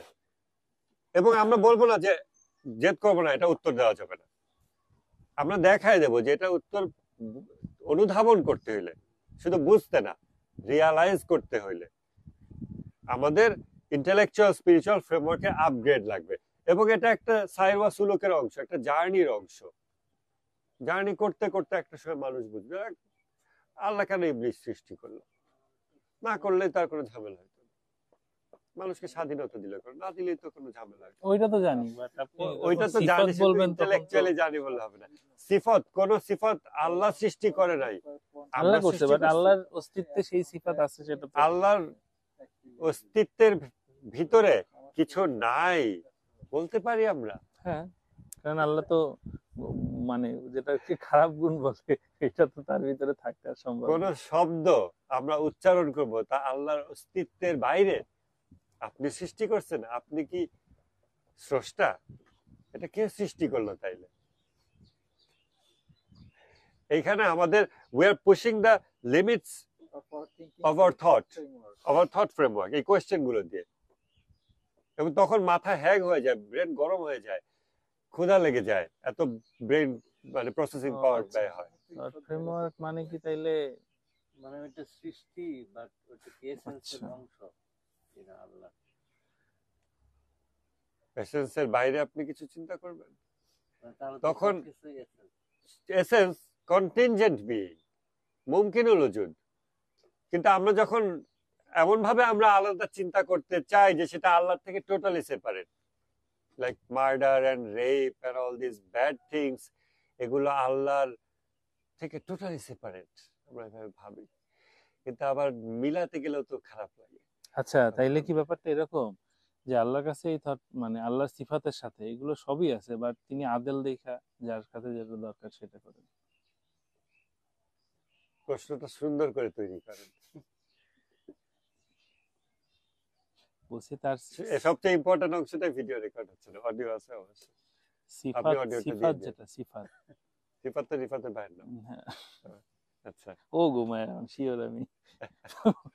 এই তো ওই মানে আল্লাহর যে সিফাত গুলো এর ভিতরে এই আমরা তো গুড সিফাত যেগুলো এগুলো আমরা চিন্তা করি সবসময়, যেগুলো হচ্ছে ব্যাড সিফাত, যেগুলো হচ্ছে আমরা ব্যাড হিসেবে জানি বা আমাদের এই সাইকোলজি, এই সিফাত গুলো তার সাথে আছে, বাট এগুলো হচ্ছে উনি কারোর সাথে অ্যাপ্লাই করেন না, কারণ তিনি আদেল, সে সবার সাথে ন্যায় বিচার করে। এটার চিন্তার ফ্রেমওয়ার্কটা এখনো মানে চেঞ্জ হয় না আর কি, চেঞ্জ হতে হবে। কারণ আপনি যখন আল্লাহ করে আমি করি এভাবে যখন আল্লাহ থেকে নিজেকে আলাদা করে দেখতেছেন, চিন্তা করতেছেন, তখন এই ধরনের প্রশ্ন সৃষ্টি হচ্ছে। এরা আমার সাথে আল্লাহ মিলাইতে হবে না ভাই, মানুষ তো চেঞ্জ হয়, অনেক বিভিন্ন আল্লাহ ইয়ে আছে। চেঞ্জ হয় না। না, আল্লাহ আল্লাহ তো আল্লাহকে কি মানুষ এরকম মনে করে যে অপরিবর্তনীয় স্থিতিশীল, যার ভিতরে কোনো পরিবর্তন নাই, সে একটা স্টেল, একটা পচা পুকুর যেরকম একদম স্থির হয়ে থাকে, ওর ভিতরে কিচ্ছু ঘটে না, লাইক বোরিং। আল্লাহ তাআলা বলছেন যে আল্লাহ তাআলা সৃষ্টিতে সদা নিয়োজিত, সদা মগ্ন। কোরআনে আছে তিনি সদা সর্বদা নিত্য নতুন সৃষ্টিতে ব্যস্ত। আল্লাহ কোরআনে নিজে সম্পর্কে বলছেন এভার ক্রিয়েটিভ। আমরা বলতেছি মিল্কি ওয়ে গ্যালাক্সি, এটা total something, maybe totally something else Allah সৃষ্টি করতেছেন, পরের সেকেন্ডে সামথিং এলস ক্রিয়েট করতেছেন। টাইমের থেকে ডিফারেন্ট টাইপের কোন ডাইমেনশন কি করছেন, মেবি ডাইমেনশনের বাইরে অন্য কিছু সৃষ্টি করতেছেন। তিনি সদা সৃষ্টিশীল, সবসময় তিনি কিছু সৃষ্টি করতেছেন। আপনি আমি সৃষ্টি করতেছি না, আমরা ভালো এটা কিছু কি ব্যাড করতেছি, হইতে মানুষ পারে? মারতেছি, এবং আমরা কোনো সৃষ্টি আমাদেরই কোনো অ্যাকশনস বা সৃষ্টিকে আমরা ব্যাড বলতেছি, কোনোটাই গুড বলতেছি। ব্যাড এবং গুডের কনসেপ্ট আল্লাহ আমাদেরকে দিচ্ছেন, আল্লাহ আমাদেরকে সৃষ্টির ক্ষমতা দিচ্ছেন। এই পর্যন্ত আমরা কিন্তু আমাদের we are pushing the boundaries of our thought, আমাদের থট ফ্রেমওয়ার্কে আমরা এখন বাউন্ডারি পুশ করতেছি। ওয়ালাম ইয়াকুল্লাহু কুফুয়ান আহাদ, আমরা ওই বাউন্ডারি পুশ করতেছি। আল্লাহর সাথে তার মানে আল্লাহর কাছে ভালো আর মন্দ বলে কিছু নাই। সেটা না না, আমাদের আছে তো, নাহলে framework- বিচার আমাদের করবে। ফ্রেমওয়ার্কের ভিতরে ভালো এবং যখন মন্দ আসবে তখন সেটা ভালো আর মন্দ। বাট বিচার করবে কেমনে তাইলে? বলা যেতে পারে আল্লাহর কাছে। এবার আমরা যখন বলি আল্লাহর কাছে ভালো মন্দ, তাহলে আল্লাহ কোরআনে তো বলছে যে এটা অন্যায়, এটা সঠিক, এটা ভালো, এটা মন্দ। আল্লাহ এটা নিজেই তো আমাদের জন্য শব্দগুলো বলছে, এটা আমাদের জন্য বলছে, আমাদের ফ্রেমওয়ার্কে। আমরা যখন ফ্রেমওয়ার্ক চেঞ্জ করব তখন আবার ভালো মন্দই থাকবে। মৌলানা রুমির কবিতায় এরকম লাইন আছে যেমন কাউকে যে ঈমান এবং কুফরের জগতের বাইরেও একটি জগৎ আছে, তোমার সাথে আমার সেইখানে দেখা হবে। এই রুমির না। কবিতাগুলি সব হচ্ছে মানে নারী পুরুষের প্রেমের মধ্যে হচ্ছে এক্সপ্লেইন করে ওয়েস্টরা। হ্যাঁ, ওয়েস্টার্নার যেহেতু তারা তাদের থট ফ্রেমওয়ার্ক ওইটা নাই, সো তারা ওইটার মধ্যে এটাকে দেখানোর চেষ্টা করে, কারণ তারা তাদের জগতে যেটুকু ওইটুকু আর কি। এখন আল্লাহ ফ্রেমওয়ার্কের বিষয়গুলা কিন্তু আমাদের তো ফ্রেমওয়ার্ক আপগ্রেডের বিষয়। সুবিধা মতো আমি আসলে ওই স্তরে ভাবছি। না, তা হবে না। আমাদেরকে আল্লাহ আমাদের জন্য যে ফ্রেমওয়ার্ক আমি যে দিয়েছে, স্তর থেকে বিষয়টা করছি তুমি বুঝতে পারবে না। আমি মানে বুঝতে পারতেছ না বলে আমাকে এক্সকিউজ করতেছে। হ্যাঁ, বিষয়টা এরকম না। আমাদেরকে আল্লাহ যে শরীয়ত দিচ্ছেন, সেই শরীয়ত আমাদের জন্য প্রযোজ্য, এটা ঠিক আছে, কিন্তু ওই শরীয়তটাও একটা প্রোগ্রেসিভ জার্নির অংশ। ওটা in itself the means and the end না, যে শরীয়ত পালনটাই চূড়ান্ত লক্ষ্য না। শরীয়ত ব্যবহার করে আমরা আরো উন্নততর ফ্রেমওয়ার্কের দিকে জার্নি করব, all the while we stay bound to the sharia. এভাবে শরীয়ত বাদ দেওয়া যাবে না, কিন্তু শরীয়ত এটার ঊর্ধ্বে উঠার দরকার আছে। এটা ব্যবহার করি, এটা আপনার সাথেই অলওয়েজ থাকবে, ভালো এবং মন্দ। ইরফানি আলোচনা শুরুতেই তো বলে মন্দ বলে কিছু নাই। আধ্যাত্মিক যাত্রার যত ক্লাস হবে বা সবকিছু শুরুর কথাই হচ্ছে সৃষ্টি জগতে খারাপ বলে কিছু নাই, খারাপ শব্দটা ভুলে যাও, মন্দ বলে কিছু নাই, তো হকের উপরই আছে তাহলে। এভরিথিং ইজ গুড, সবই ভালো, সব ভালো, সেই ভালোর মধ্যেই সব আলাপ হবে। মানে গাঁজা চাষের পরামর্শ করতে যাচ্ছে। হ্যাঁ, বললো না ওরা এটা আল্লাহর সৃষ্টি, আল্লাহ এটা আল্লাহ ওই যে আল্লাহ এর মধ্যে কেন এখন দিচ্ছে, থেকে- আল্লাহ কেন নিশা দিল, এখন হ্যাঁ, থেকে এটা এই ভিডিওটা আমি মৌলটি সব story তে জায়গায় প্রয়োগ দিলাম। হবে। দেখছো না, আল্লাহ কেন নিশা দিল। রিফাত ভাই সবচেয়ে উপরের স্তরে হ্যাঁ। আমাদের মধ্যে। এটা যখন থেকে এই মূলনীতি প্রয়োগ হবে, কোনো খারাপ বলতে কিছু নেই। মনে হয় যে এখানে আল্লাহর পরিচয়টাও জানা দরকার, তাইলে হয়তো বুঝতে পারবো যে আল্লাহর সাথে কোন প্রশ্নগুলো করতে পারবো আর কোনগুলো করতে পারবো না। এই পরিচয় জানা এই বিষয়গুলো প্রোগ্রেসিভ, সময়ের সাথে সাথে এগুলো আমাদের এক্সপ্যান্ড করবে, প্রশ্নগুলো চেঞ্জ হতে থাকবে, চাওয়া পাওয়া চেঞ্জ হবে, সবকিছু প্রোগ্রেসিভ আর কি। এই বাট এক জায়গায় স্টেল হয়ে লিমিটেড থাকা ঠিক না, আবার শরীয়ত বাদ দেওয়া ঠিক না, যে আল্লাহ কেন নিশা দিল এর মধ্যে। এটা আমাদের এখনকার ক্লাস শেষ।